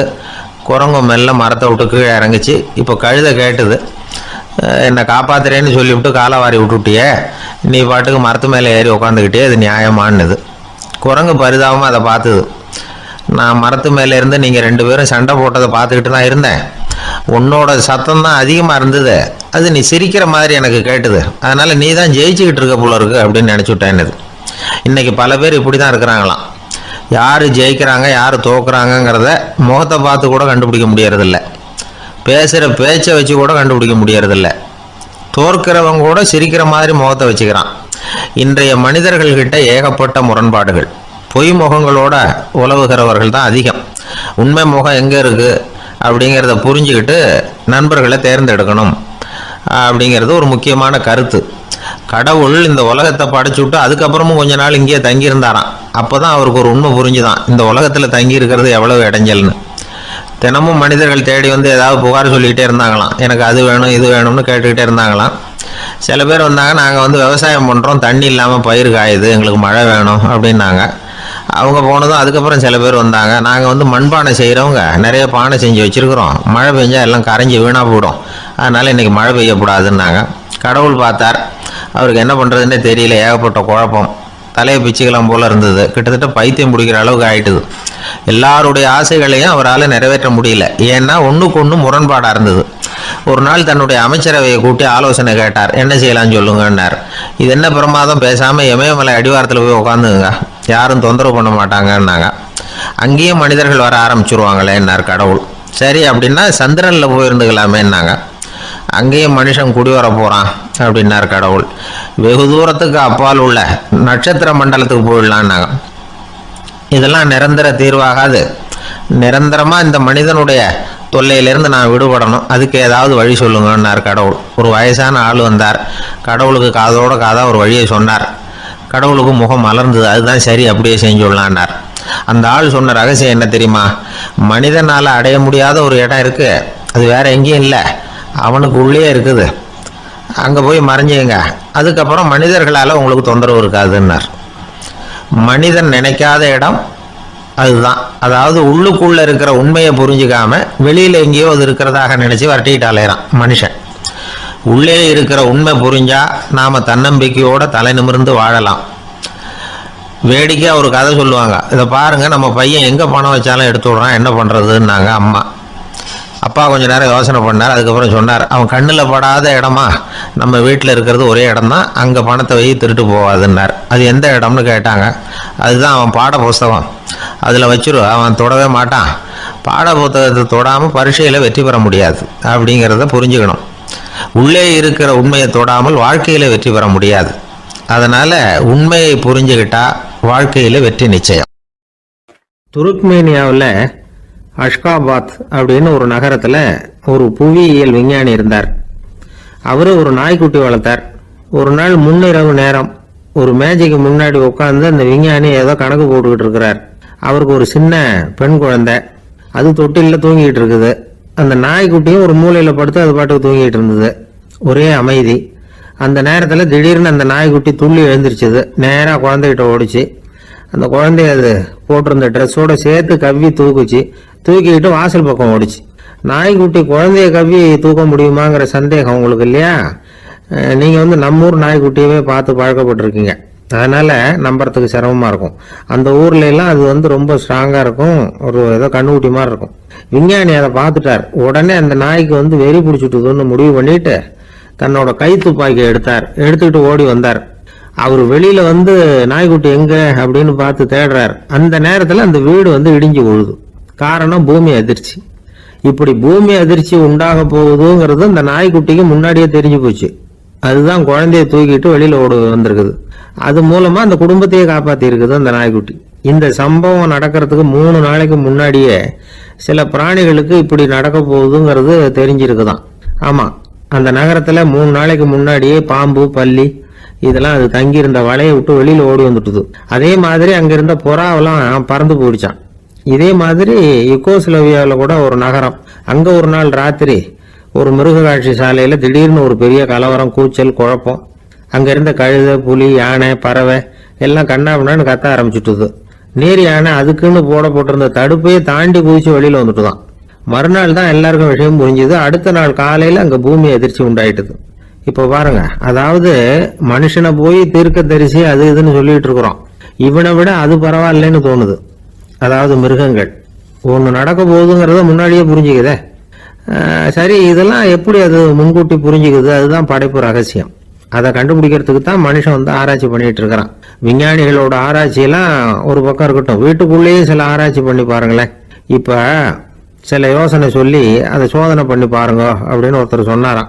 அதாவது இப்ப மழை வருமா வராதா அப்படின்னு தெரிஞ்சுக்கணுமா, உடனே ஒரு பூனைக்குட்டி பின்னாடியே மெதுவா போய் அது என்ன செய்யுதுன்னு கவனிச்சு பார்க்கணும். பூனைக்குட்டி தன்னோட பாதத்தினால சுகத்துல அப்படி கீறிக்கிட்டு இருக்கும். அப்படி கீறினா கண்டிப்பா மழை வரும். சில சமயம் பூனைக்குட்டி அப்படி மல்லாந்து படுத்துக்கிட்டு பாதத்தை உயர தூக்கும், அப்படியும் புரளும். இப்படி செஞ்சதுன்னா அன்னைக்கும் மழை இருக்காது. அதனால முன்னாடி இருந்தது மழை வர்றதுக்கு அறிகுறி, இது மழை இல்லைங்கிறதுக்கு அறிகுறி. பறவைகள், பிராணிகள் இதுகளோட நடவடிக்கைகளை பார்த்துட்டு அதையெல்லாம் அடிப்படையாக வச்சுதான் காலநிலையை கண்டுபிடிக்கிற கருவிகளை கண்டுபிடிச்சிருக்கிறாங்க. வாத்து இருக்குல்ல, சில சமயம் தன்னோட அழகை தன்னோட இறகுகள்ல அப்படியே புதைச்சிக்கும். அப்படி செஞ்சா குளிர்காலம் வரப்போகுதுன்னு அர்த்தம். பருவநிலை குளிரா மாறப்போகுதுங்கிறதுக்கு இதுதான் அறிகுறி. சிட்டுக்குருவி இருக்குதுல்ல, அதெல்லாம் புழுதியில உழுந்து புரளும், சிறகுகளை படபடன்னு அடிச்சுக்கும். அப்படி செஞ்சா மழை வரப்போகுதுன்னு அர்த்தம். ஒண்ணு மட்டும் நாம நல்லா தெரிஞ்சுக்கணும், இயற்கையின் சீற்றம்னு சொல்றோம் இல்லையா, இயற்கை ஏன் நம்ம மேல கோவப்படுது? இயற்கையை நாம அனுசரிச்சு போறதில்ல, அதனால கோவப்படுது. காடுகளை அழிக்கப்படாது, விலங்குகளை கொல்லப்படாது, இயற்கை ஏற்படுத்தி வச்சிருக்கிற சமநிலையை கெடுக்கப்படாது. அதை புரிஞ்சுக்கிட்டு வாழ்ந்தோம்னா பூமியும் நடுங்காது, நாமளும் நடுங்க வேண்டிய அவசியம் இருக்காது. ஒருத்தர் இருந்தார், சாராய கடைக்கு போனாராம், நிறைய சாப்பிட்டார். அப்புறம் சொன்னார், இது ரொம்ப அற்புதமான சரக்கு போல இருக்கு. உள்ள போன உடனே இந்த பூமியே நடுங்கிறது மாதிரி இருக்கு எனக்கு அப்படின்னாராம். இதுக்கு கடைக்காரர் சொல்லியிருக்கார், நீங்க சாப்பிட்டது வெறும் பச்சை தண்ணி தாங்க, இப்ப ஏற்பட்டிருக்கிறது நிஜம் பூமி அதிர்ச்சி அப்படின்னாராம். வாழ்க்கையில ரொம்பவும் அடிபட்டு அல்லல் போட்டுக்கிட்டு இருக்கிற ஒருத்தர் வந்தார். மனசு ரொம்பவும் நொந்து போய் பேசினார். இந்த உலகத்துல மனுஷனா பிறந்ததை விட மாடா பிறந்திருக்கலாம் சார் அப்படின்னார். திடீர்னு என்கிட்ட இப்படி சொன்னா அதுக்கு நான் என்னங்க பண்ண முடியும் அப்படின்ன. உங்ககிட்ட வரணும்னு தோணுச்சு, அதனால் வந்தேன் அப்படின்னார். சரிங்க, இப்படி ஒரு யோசனை வந்ததுக்கு என்ன காரணம் அப்படின்னு சொல்லி அவர்கிட்ட கேட்டேன். அதுக்கு அவர் சொன்னார், என் பையனுக்கு வேலை தேடுறேன் கிடைக்கல, பொண்ணுக்கும் மாப்பிள்ளை தேடுறேன் கிடைக்கல, வீடு கட்டுறதுக்கு கடன் கேட்குறேன் கிடைக்கல, மாடா பிறந்திருந்தா இது மாதிரி கவலையெல்லாம் கிடையாதுல்ல, பேசாமல் வைக்கோலை தின்னுக்கிட்டு அசை போட்டுக்கிட்டே கடந்து விடலாமே அப்படின்னார் அலட்சியமாக. அதுக்கப்புறம் தான் அவர் சொன்ன கருத்தை நானும் கொஞ்சம் அசை போட ஆரம்பித்தேன் மனசுக்குள்ள. இப்போது இயற்கையை பொறுத்த வரைக்கும் அது நாம் எல்லாரும் மகிழ்ச்சியாக வாழணும் அப்படின்னு தான் விரும்புது. விலங்குகள், பறவைகள், தாவரங்கள், அப்புறம் மற்ற உயிரினங்கள் எல்லாமும் நல்லபடியாக இருக்கணும் அப்படிங்கிறது தான் இயற்கையோட விருப்பம். அதில் ஒன்றும் சந்தேகம் இல்லை. இயற்கையோட அமைப்பை கொஞ்சம் கவனித்து பார்த்தா அதை நாம் நல்லா புரிஞ்சுக்கலாம். இருந்தாலும் இந்த ஆள் சொன்னதை கேட்ட பிறகு தான் ஒரு முக்கியமான வேறுபாடு புரிஞ்சுது. அதாவது இந்த உலகத்தில் உள்ள முக்கியமான பிரச்சனைகள் 6. அந்த 6 பிரச்சனைகளும் ஆடு மாடுகளுக்கு கிடையாது, மரம் செடி கொடிகளுக்கு கிடையாது. ஆனால் மனுஷன் அந்த 6 பிரச்சனைகளையும் சந்திக்க வேண்டியிருக்கு. சரி, அந்த 6 பிரச்சனைகள் என்னென்ன தெரியுமா? முதல்ல இந்த ஆடு மாடுலாம் நமக்குன்னு சொந்தமாக ஒரு வீடு இல்லையே அப்படின்னு கவலைப்பட்டுக்கிட்டு இருக்கிறதில்ல. ஆனால் மனிதனுக்கு வீடு தேவைப்படுது. இது ஒரு வித்தியாசம். இப்போ 2வது பிரச்சனை என்னென்னா ஆடை பிரச்சனை. ஒரு கோழியோ சேவலோ நாம் போட்டுக்கிறதுக்கு ஒரு சட்டை இல்லையே அப்படின்னு கவலைப்படுறதில்ல. ஆனால் மனுஷனுக்கு அந்த கவலை உண்டு. சரி, இப்போ 3வது என்னன்னு பார்த்தா கல்வி பிரச்சனை. ஒரு பசுமாடு கவலையோடு நின்றுக்கிட்டு இருக்கு அப்படின்னு வச்சுக்குவோம். நீங்கள் அதுக்கிட்ட போய், ஏன் பசுமாடை கவலையோடு நின்றுக்கிட்டு இருக்கிற அப்படின்னு கேட்குறீங்க. என் கண்ணுக்குட்டிக்கு எல்கேஜியில் இடம் கிடைக்கல, டொனேஷன் கொடுக்கறதுக்கு கையில் பணமும் கிடையாது, சிபாரிசுக்கு யாரை பிடிக்கிறதுன்னு தெரியல, இப்படியா சொல்லிகிட்டு இருக்கோம். அதுக்கு அந்த கவலையெல்லாம் கிடையாது. ஆனால் மனிதனுக்கு அந்த கவலை உண்டு. 4வது என்னன்னு பார்த்தீங்கன்னா வேலை வாய்ப்பு பிரச்சனை. வேலை கிடைக்கலையே அப்படின்னு வேப்ப மரம் கவலைப்படுறதில்ல, ஆனால் மனுஷன் கவலைப்படுறான். 5வது என்னன்னு பார்த்தா கல்யாண பிரச்சனை. எருமை மாடு பசு மாடு எல்லாம் பொண்ணுக்கு மாப்பிள்ளை தேடிட்டாலே இது பேப்பரில் மணமகன் தேவை அப்படின்னு விளம்பரமாக கொடுக்குது, அதெல்லாம் கிடையாது. 6வது என்னன்னு பார்த்தீங்கன்னா பணம் சம்பந்தமான பிரச்சனை. ஆடு மாடுலாம் பணத்தை சேமிக்கணும்னோ ஏதாவது நிதி நிறுவனத்தில் முதலீடு பண்ணணும்னோ நினச்சிக்கிட்டு இருக்கிறதில்ல.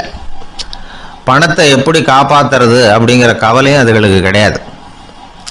குதிரை குளம்போடு பிறக்குது, அதனால் அது காடு மேடெல்லாம் கவலை இல்லாமல் தெரியலாம். ஆடு உடம்புல ரோமத்தோடு பிறக்குது, அதனால் அது குளிரை பற்றி கவலைப்பட வேண்டிய அவசியம் இல்லை. ஆனால் மனுஷனை பார்த்திங்கன்னா அவன் தான் ஒன்றும் இல்லாமல் பிறக்கிறான். ஏன் இந்த பாகுபாடு அப்படின்னு கேட்டால் இதை பற்றி கொஞ்சம் சிந்திச்சு பார்க்கணும். அதாவது இந்த சந்தேகத்தை ஒரு பெரியவர்கிட்டையும் கேட்டேன். அவர் சொன்னார் இதுக்கு பதில். அவர் இதே கேள்வியை இயற்கை கிட்ட கேட்டாராம். இயற்கை பதில் சொல்லிச்சான். வேற யாருக்கும் கொடுக்காத ஒரு வலுவான கருவியை, ஒரு பவர்ஃபுல் வெப்பன் மனுஷனுக்கு கொடுத்துருக்கிறேன்னு, அந்த கருவியை உபயோகப்படுத்தி அந்த 6 பிரச்சனையை மட்டும் இல்லை 6 கோடி பிரச்சனைகள் இருந்தாலும் அதையெல்லாம் சமாளிக்கலாம். அது கருவி என்ன தெரியுமா? அதுதான் 6வது அறிவு. அதை உபயோகப்படுத்தினா காலுக்கு செருப்பு தயார் பண்ணிக்கலாம், குளிருக்கு போர்வை தயார் பண்ணிக்கலாம், என்ன வேணும்னாலும் செய்யலாம் அப்படின்னு இயற்கை பதில் சொல்லிச்சான். அதனால் நாம் செய்ய வேண்டியது என்னென்னா இயற்கையை முதல்ல சரியாக புரிஞ்சுக்கணும். இயற்கையின் படைப்பையே நாம் சரியாக புரிஞ்சுக்கிறது இல்லையா, அதுதான் வேதனை. இந்த கதையை கேளுங்க. இப்போ நகரத்திலேருந்து ஒரு ஆள் கிராமத்துக்கு வந்தான். அங்கே ஒரு சிறுவன் மாடு மேய்ச்சிக்கிட்டு இருந்தான். நகரத்து ஆள் சொன்ன, எவ்வளோ அழகான பசு, அது சரி இதுக்கெல்லாம் ஏன் கொம்பு இல்லைன்னா. இதுக்கு அந்த பையன் பதில் சொன்னான், பசுமாட்டுக்கு கொம்பு இல்லாததுக்கு பல காரணங்கள் உண்டு. கண்ணுக்குட்டியாக இருந்தால் கொம்பு இருக்காது, பசு வளர்ந்து பெருசானதுக்கு அப்புறம் தான் கொம்பு முளைக்கும், இது ஒரு காரணம். சில சமயம் வளர்கிற கொம்பு எடுத்து விடுறது உண்டு, அது ஒரு காரணம். ஆனால் இதுக்கு ஏன் கொம்பு இல்லைன்னு கேட்குறீங்க, அதுக்கு என்ன காரணம்னா இது பசு இல்லை குதிரை அப்படின்னானா. இன்பம் துன்பம் இது ரெண்டும் சேர்ந்தது தான் வாழ்க்கை. இது எல்லாரும் சொல்லிகிட்டு இருக்கிற ஒரு உண்மை.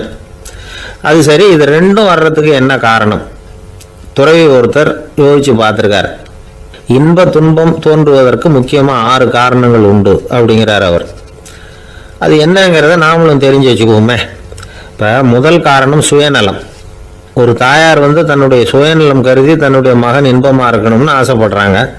மகனும் அப்படியே ஆசைப்படுறான். அதனால தாயாரின் இன்ப துன்பங்களை பார்த்துட்டு மகனும் இன்ப துன்பம் அடையிறான். அந்த அம்மாவுக்கும் அதே நிலைமை தான். ரெண்டாவது காரணம் உறவு.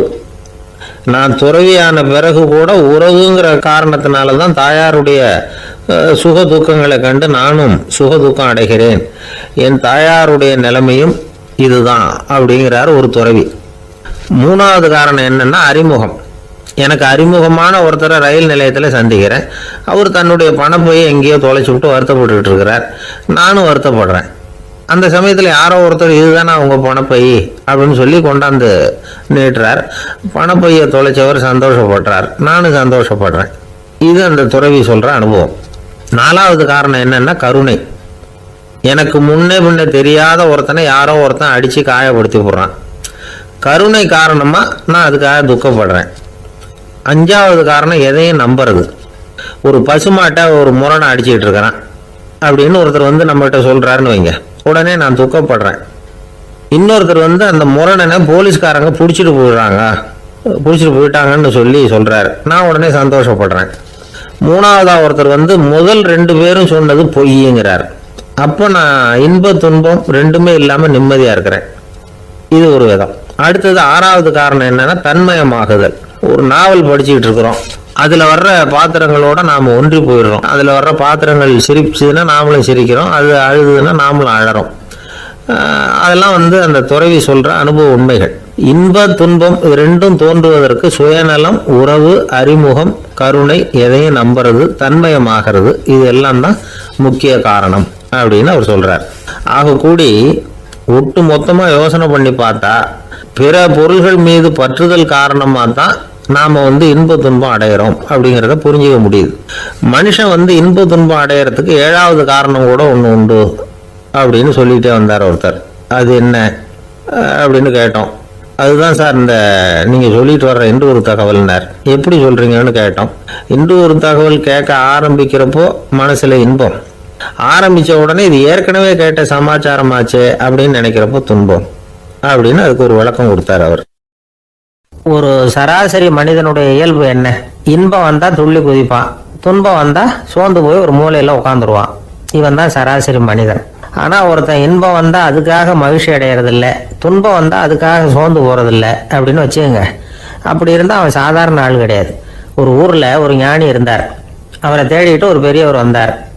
ஐயா, ஞானத்தில் சிறந்த ஞானம் எது அப்படின்னு கேட்டாராம். இதுக்கு அந்த ஞானி என்ன பதில் சொன்னார் தெரியுமா?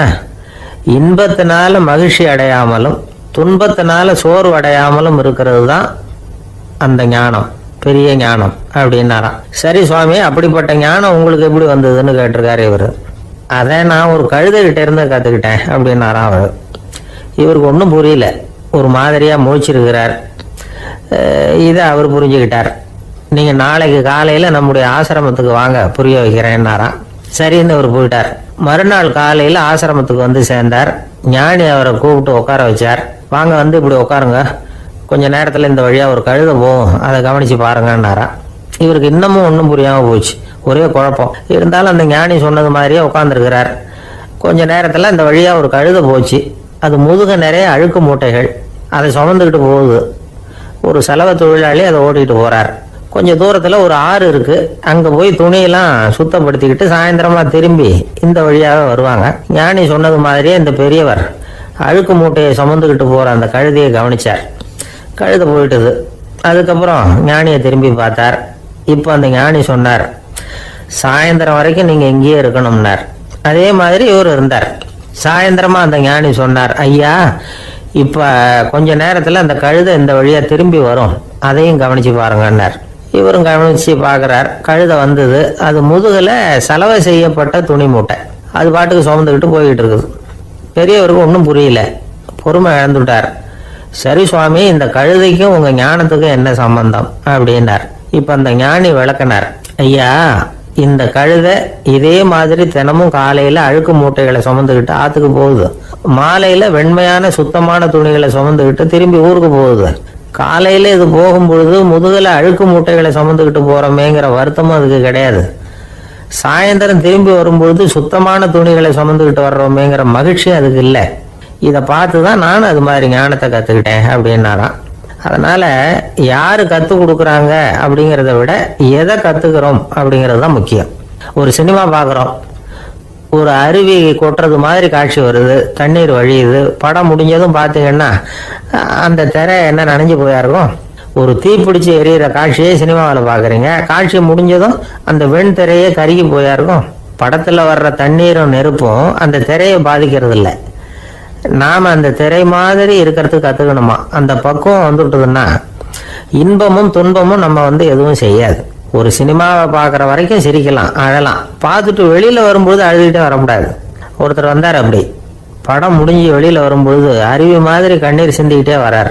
ஏன் சார் படம் அவ்வளவு சோகமா அப்படின்னு கேட்டார். இன்னொருத்தர், இல்லை சார் கூட்டம் ரொம்ப குறைச்சல் சார், மொத்தம் படம் பார்க்க வந்தவங்களே 15 பேர் தான் சார் அப்படின்னார் கண்ணீரை தொடச்சிக்கிட்டே. அதுக்கு நீங்க ஏன் சார் அழறீங்கன்னு கேட்டார் அவரு. இந்த படத்தோட தயாரிப்பாளரே நான் தான் சார் அப்படின்னாரா இவர். இந்த உலகத்துல உண்மையாவே வேதாந்தம் பேசுறவங்களும் உண்டு, உள்ளுக்குள்ள வேற மாதிரி இருந்துகிட்டு வெளியில வேதாந்தம் பேசுறவங்களும் உண்டு. ஒரு ஆள் இருந்தார், அவரு ஒரு கடை வச்சு வியாபாரம் பண்ணிக்கிட்டு இருந்தார். மகா கஞ்சன், யாருக்கும் எந்த உதவியும் செய்ய மாட்டார். எச்சில் கையென்ன ஈர கையை கூட உதற மாட்டார். அப்படிப்பட்ட மனுஷன். அந்த ஊருக்கு ஒரு முனிவர் வந்துகிட்டு இருந்தார். வருஷத்துக்கு ஒரு தடவை வருவார், ஒரு நாள் 2 நாள் இருப்பார், அப்புறம் போயிடுவார். அந்த முனிவர் வர்றப்போலாம் இந்த ஆள் எழுந்திரிச்சு ஓடி போய் அவரை வரவேற்பான். ரொம்ப பெரிய வேதாந்தி மாதிரி அவர்கிட்ட பேசிக்கிட்டு இருப்பான். காயமே இது போய் வெறும் காற்றடைத்த பையம்மா, தர்மம் தலைகாக்கும்மா. பணம் என்ன சார் பணம், இன்னைக்கு ஒருத்தன் கையில் இருக்கும், நாளைக்கு ஒருத்தன் கையில் இருக்கும், எல்லாம் மாயம். எனக்கு தான் இன்னமும் இந்த சம்சார பந்தத்திலிருந்து விடுபடுறதுக்கு நேரம் வரலேம்மா. அந்த முனிவரும் இந்த ஆள் இப்படி சொல்றதை கேட்ட உடனே, ஏப்பா அப்படி சொல்ற, இப்போ கூட நீ சரின்னு சொல்லு, உனக்கு தீட்சை கொடுத்து இதுல இருந்து விடுபடுற ஞானத்தை போதிக்கிறேன் பார். உடனே அந்த ஆள் என்ன சொல்லுவான் தெரியுமா, ஐயோ சாமி இப்போ அது எப்படிங்க முடியும், பிள்ளைங்கள்லாம் சின்ன சிறுசுங்க, அதுகளுக்கெல்லாம் ஒரு கல்யாணம் காட்சின்னு செஞ்சு கடமையை முடிச்சுட்டா நீங்க சொல்றபடி செஞ்சு விடலாமா. சரின்னு முனிவர் போயிடுவார். அடுத்த வருஷம் வருவார். இவன் வழக்கம் போல வேதாந்தம் பேசுவான். சரி தீட்சை கொடுக்குறேன் வா அம்பார். பேரம்பேத்தியை பார்க்கணும், கோர்ட்ல கேஸ் ஒன்று இருக்கு, அது முடியணும் அப்படின்னு தயங்க ஆரம்பிச்சிருவான். எல்லாம் சொல்லுவான், ஆனா குடிக்கிறதுக்கு தண்ணியோட கொடுக்க மாட்டான். ரொம்ப வருஷம் கழிச்சு மறுபடியும் ஒரு நாள் அந்த ஊருக்கு முனிவர் வந்தார். இவன் கடைக்கு வந்தார். அப்புறம் அங்க கல்லாவில் நம்ம ஆள் இல்லை, அவன் புள்ள தான் உட்காந்துருக்கிறான். அப்பாவை போலவே புள்ளையும் எழுந்திரிச்சு ஓடியாந்து முனிவரை வரவேற்றான். அப்பா எங்கன்னு விசாரிச்சாரு முனிவர். ஐயோ அதை ஏன் கேட்குறீங்க சாமி, உங்ககிட்ட தீட்சை வாங்கி இந்த சம்சார பந்தத்திலேருந்து விடுதலை பெறணும்னு சொல்லிக்கிட்டே இருப்பார், அது நிறைவேறாமலே போய் சேர்ந்துட்டார். போன மாதம் ஒரு நாள் திடீர்னு நெஞ்சு வலிக்குதுன்னார், அவ்வளவுதான் போட்டுன்னு போயிட்டார் அப்படின்னு புலம்புனான் பையன். இதை கேட்டதும் முனிவர் சிரிச்சாரான். அவன் எங்கடா போவான், உன் அப்பா எங்கேயும் போகல, இதோ வாழை ஆட்டிக்கிட்டு உன் காலடியிலே இருந்துகிட்டு இருக்கான் பார் அப்படின்னு சொல்லி அங்கே நின்றுகிட்டு இருந்த ஒரு நாயை சுட்டி காட்டினாரான். என்ன சாமி சொல்றீங்க அப்படின்னு ஆச்சரியமா கேட்டிருக்கான் பையன். உடனே முனிவர் அந்த நாயோட தலையில ஒரு தட்டு தட்டி பேசுறா அப்படின்னாரான். உடனே அந்த நாய் வேதாந்தம் பேச ஆரம்பிச்சுட்டு தான், காயமே இது போய் வெறும் காற்றடைத்த பைய அப்படின்னு தான்.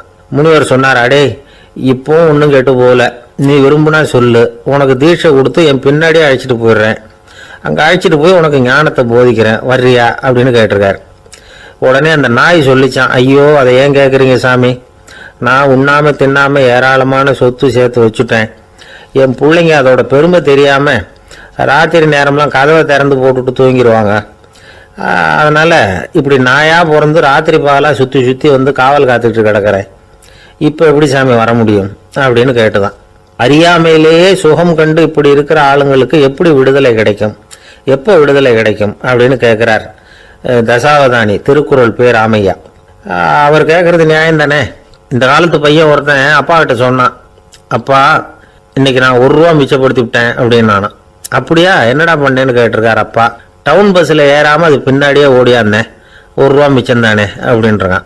அட பாவி, ஒரு ஆட்டோ பின்னாடி ஓடியாந்துருந்தா 10 ரூபா மிச்சமாயிருக்குமே, வேஸ்ட் பண்ணிட்டியே அப்படின்னாராம் அந்த அப்பா. ஒரு மனுஷனுக்கு 3 விதத்தில் கர்வம் உண்டாகிறதுக்கு வாய்ப்பு உண்டு. பணம், பதவி, புகழ்.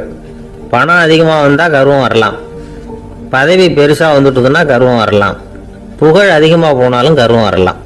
இந்த 3 வகையான கர்வத்துக்கும் இடம் கொடுக்காம இருக்கிறாங்க பாருங்க, அவங்க தான் சிறந்த மனிதர்கள்.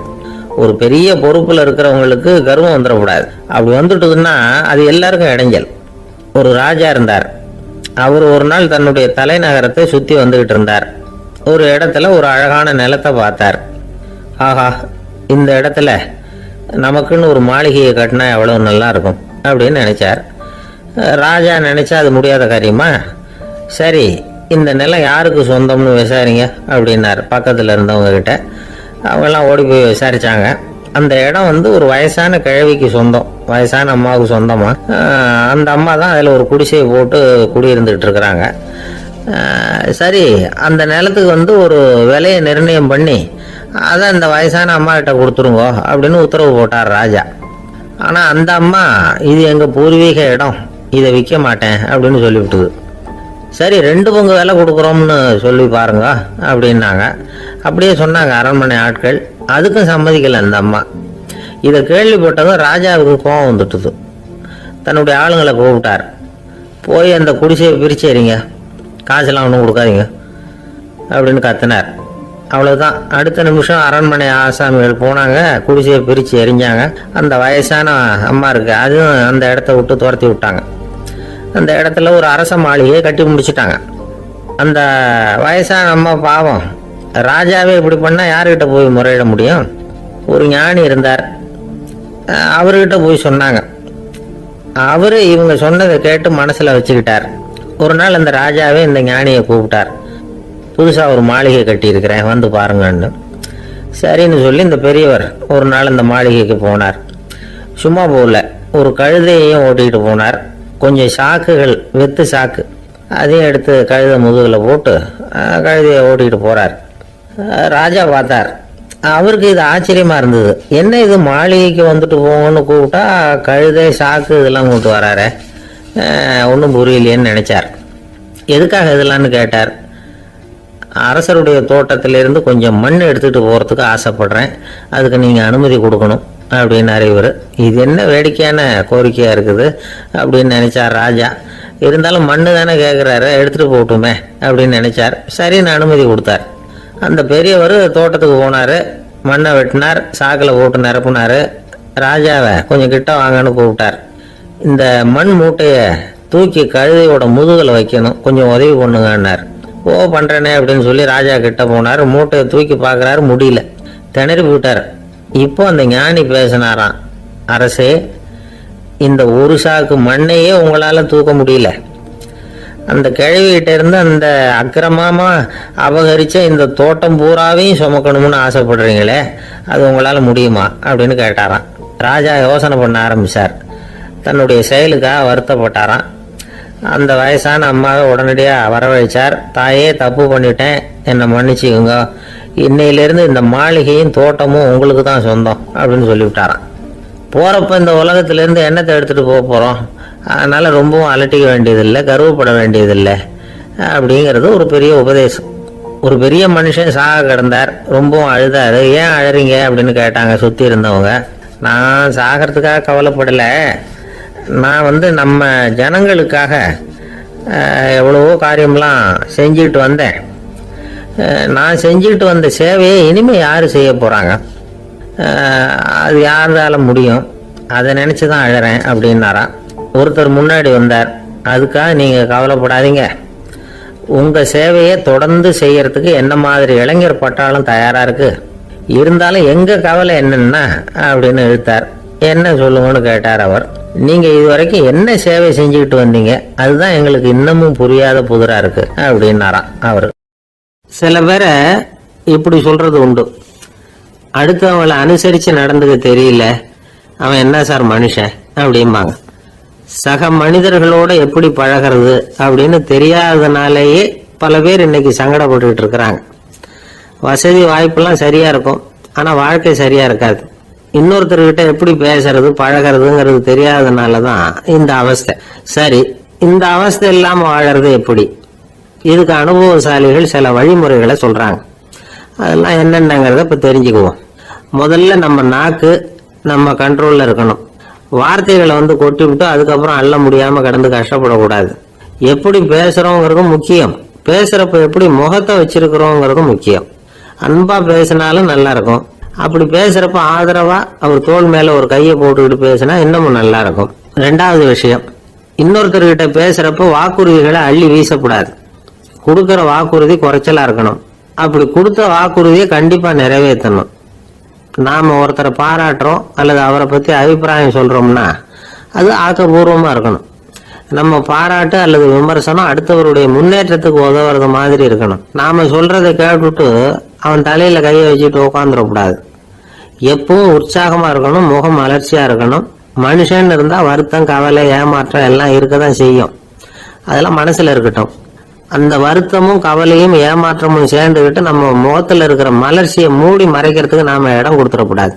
எந்த விஷயத்தை பத்தி யாருகிட்ட பேசினாலும் வெளிப்படையா பேசணும், திறந்த மனசோட பேசணும்.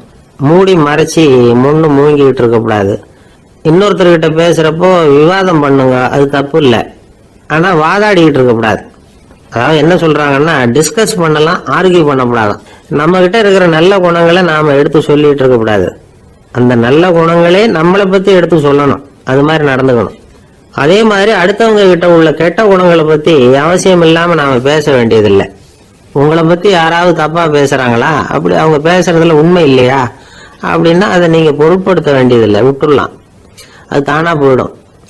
ஒரு 4-5 பேரோட பேசிக்கிட்டு இருந்தீங்கன்னா எல்லாருக்கும் முக்கியத்துவம் கொடுங்க, யாரையும் அலட்சியப்படுத்தாதீங்க. தமாஷா பேசலாம், ஆனா உங்க தமாஷ் அடுத்தவங்களை கேலி பண்றதா இருக்கக்கூடாது. நமக்கு கிடைக்க வேண்டியது கிடைக்கலையே அப்படிங்கிற தவிப்பு நம்ம கிட்ட இருக்கக்கூடாது. அது தேவையில்லை. உங்க செயல்பாடுகள் தெளிவா இருக்கட்டும், பாராட்டு தானா உங்களை தேடிட்டு வரும். இன்னொரு மனுஷனுடைய மனசுல கௌரவமான ஒரு இடத்த பிடிக்கணும்னா நாம இந்த குணத்தை எல்லாம் நம்ம கிட்ட வளர்த்துக்கணும். இதெல்லாம் அனுபவசாலிகள் சொல்லி இருக்கிற குறிப்புகள். இந்த குறிப்புகளை சரியா புரிஞ்சுக்கணும், அது முக்கியம். தப்பா புரிஞ்சுக்கிட்டா என்ன ஆகும் தெரியுமா? இதை கேளுங்க. ஒருத்தர் வந்தார், சார் அடுத்தவங்க தோள் மேல கையை போட்டுக்கிட்டு அன்பா பேசணும்னு சொன்னீங்க, அப்படிதான் பேசினேன். அவரு முதுக கூட தட்டி கொடுத்தேன், என் வேலை போயிட்டுது சார், வீட்டுக்கு அனுப்பிச்சுட்டாங்க அப்படின்னார். யாருக்கிட்ட அப்படி பேசுனீங்கன்னு கேட்டோம். என் முதலாளி கிட்ட சார் அப்படிங்கிறார் ரொம்ப சோகமா. எனக்கு இது மட்டும்தான் சார் தெரியும், இதை தவிர வேற எதுவும் தெரியாது அப்படின்னு சொல்லிக்கிட்டே காலம் தள்ளுறவங்க ரொம்ப பேர். அவங்க எல்லாம் கஷ்டப்பட வேண்டியிருக்கும். ஒருத்தர் தன்னுடைய தொழிலில் ரொம்ப கெட்டிக்காரராக இருக்கலாம். அதுக்காக எப்பவும் அதே ஞாபகத்தில் இருந்துக்கிட்டு உலகியல் அறிவு இல்லாமல் இருந்துடக்கூடாது, அது ஆபத்து. இதுக்காக நம்ம தாத்தா பாட்டிலாம் ஒரு கதை சொல்லுவாங்களே, கேள்விப்பட்டிருக்கீங்களா? ஒரு சமயம் ஒரு 4 பேர் சேர்ந்து வெளியூருக்கு பிரயாணம் போனாங்களாம். அந்த 4 பேர் எப்படி தெரியுமா? ஒருத்தர் வேதாந்தி, இன்னொருத்தர் சங்கீத வித்வான், 3வது ஆள் வைத்தியர், 4வது ஆள் ஜோசியர். இவங்க 4 பேரும் நண்பர்கள். அதனால சேர்ந்து புறப்பட்டாங்க. வழியில் ஒரு ஊரில் தங்கினாங்க. இருட்டி போச்சு. அதனால இன்னைக்கு ராத்திரி இங்கேயே தங்கி இருந்துட்டு நாளைக்கு புறப்படலாம் அப்படின்னு தீர்மானம் பண்ணாங்க. சாப்பாட்டுக்கு என்ன பண்ணுறது? அங்கேயே கடத்தெருவுக்கு போய் சாமான்லாம் வாங்கியாந்து சமைச்சு சாப்பிட்லாம்னு முடிவு பண்ணாங்க. 4 பேர் இருக்கிறதுனால ஆளுக்கு ஒரு காரியமாக செய்யலாம் அப்படின்னு வேலையை பிரிச்சுக்கிட்டாங்க. வைத்தியர் கரிகாய் வாங்க போனார், வேதாந்தி எண்ணெய் வாங்க போனார், ஜோசியர் பலசரக்கு வாங்க போனார், சங்கீத வித்வானுக்கு சமைக்கிற வேலை. எல்லாம் சரி, ஆனால் நடந்தது என்ன தெரியுமா? கடைத்தெருவுக்கு காய்கறி வாங்க போனார்ல வைத்தியர், அங்கே போய் மார்க்கெட்டில் பார்த்தார். ஒவ்வொரு கரிகாயாக எடுத்து பார்த்தார். இது பித்தம், உடம்புக்கு ஒத்துக்காது, இது வாயு, உடம்பு ஒத்துக்காது அப்படின்னு ஒவ்வொன்றா தள்ளினார். கடைசியில் ஒன்றுமே தேரல, வெறுங்கையோட திரும்பி வந்துகிட்டு இருக்கிறார். எண்ணெய் வாங்க போனார வேதாந்தி, அவர் ஒரு தொன்னையில் எண்ணெயை வாங்கினார். பேசாமல் அதை எடுத்துகிட்டு வர வேண்டியது தானே, முடியல. அவருடைய வேதாந்த மூளை சிந்திக்க ஆரம்பிச்சுட்டுது. இந்த தொன்னைக்கு எண்ணெய் ஆதாரமா அல்லது எண்ணெய்க்கு தொன்னை ஆதாரமா அப்படிங்கிற ஆராய்ச்சியில் இறங்கினார். என்னாச்சு தெரியுமா? அப்படி கவுத்து பார்த்தார். வாங்கின எண்ணெய் பூராவையும் வழியில் கொட்டிவிட்டு வெறும் தொண்டையோடு சேர்ந்தார். பலசரக்கு வாங்க போனார் ஜோசியர். அவர் ஒரு வழியில் பார்த்தாரு. வழியில் வந்தவங்களெல்லாம் அங்கங்கே ஒரு மரத்தடியில் உட்கார வச்சு அவங்களுக்கெல்லாம் ஆர்வம் சொல்ல ஆரம்பிச்சிட்டார். அப்படி ஒவ்வொருத்தராக சொல்லி முடிச்சுட்டு கடத்தருக்கு போய் சேர்ந்தார். இவர் அங்கே போய் சேர்றதுக்குள்ளே ரொம்ப நேரம் ஆகிட்டுது. கடையெல்லாம் பூட்டிட்டு போயிட்டாங்க. என்ன செய்யறது? அவரும் வெறுங்கையோட திரும்பி சேர்ந்தார். சரி, இவங்க கதை தான் இப்படி ஆச்சு. அங்கே சமைக்கிறதுக்காக உட்காந்துருந்தார் சங்கீத வித்வான். அவரு கதை என்னாச்சு தெரியுமா? அங்கே அவர் அடுப்பை பற்ற வச்சு ஒலையை கொதிக்க வச்சார். அதாவது ஒரு பானையில் தண்ணியை ஊற்றி அடுப்பில் வச்சார். அது கொதிக்க ஆரம்பிச்சது. தண்ணி கொதிக்கிற சத்தம் இருக்குதுல்ல, அது இவருக்கு தாளம் போடுறது மாதிரி இருந்தது. ஒரே குஷி, பாட ஆரம்பிச்சுட்டார். பாடிக்கிட்டே உற்சாகமா கையில் இருந்த கரண்டியால அந்த பானையில தட்டினார், தாளம் போடுறதா நினைச்சுக்கிட்டு. அவ்வளவுதான், பானை பட்டுன்னு உடஞ்சி போச்சு. தலையில கையை வச்சுக்கிட்டு அவரும் உட்காந்துட்டார். எந்த தொழில் தெரிஞ்சாலும் சரி, அதை புத்திசாலித்தனமா பயன்படுத்த தெரியலன்னா ஆபத்து தான். அதுக்காக தான் இந்த கதை. ஒரு பஸ் டிரைவர் ரொம்ப கெட்டிக்காரரு. பஸ்ஸை ரொம்ப திறமையா ஆபத்து இல்லாம ஓட்டுனதுக்காக பரிசுலாம் வாங்கினவர். அவரே ஒரு படகு ஓட்டுறதுக்காக அழைச்சிட்டு போயிருக்கிறாங்க, மோட்டார் படகு. அதையும் ரொம்ப திறமையா தான் ஓட்டிட்டு போயிருக்கிறாரு.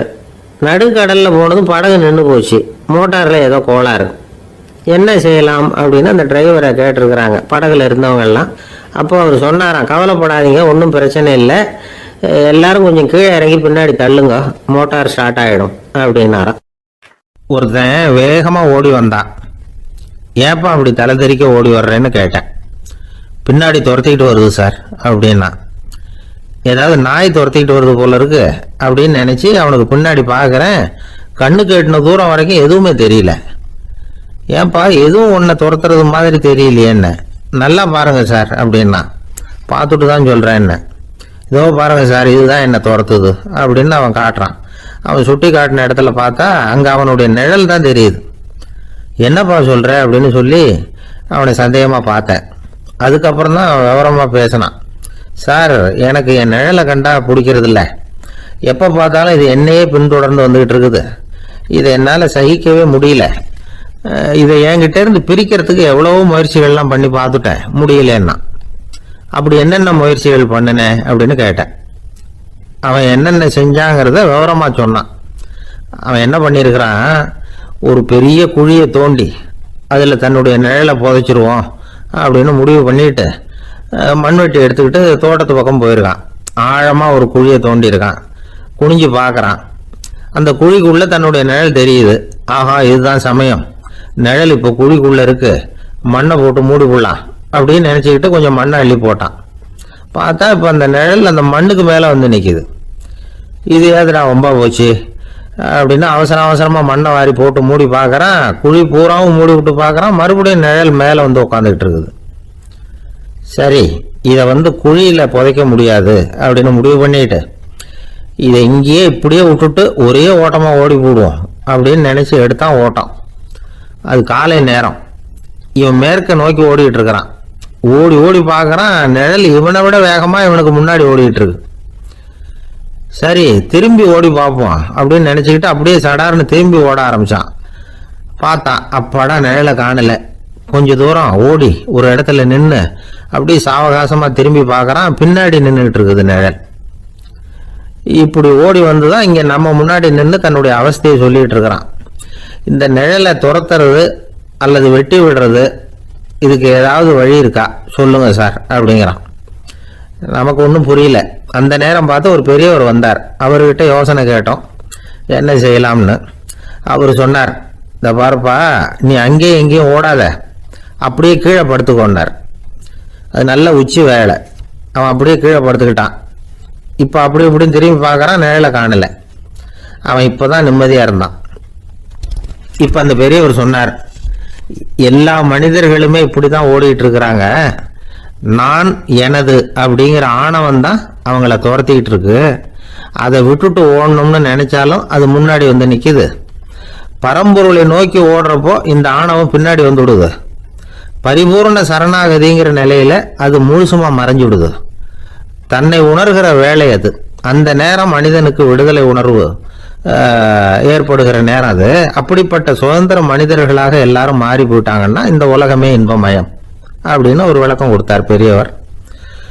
நம்மால் ஒருத்தர் வேகமா ஓடி வந்துகிட்டு இருந்தான். ஏன்டா அப்படி ஓடி வர்ற அப்படின்னு கேட்டார் எதிரில் வந்தவர்.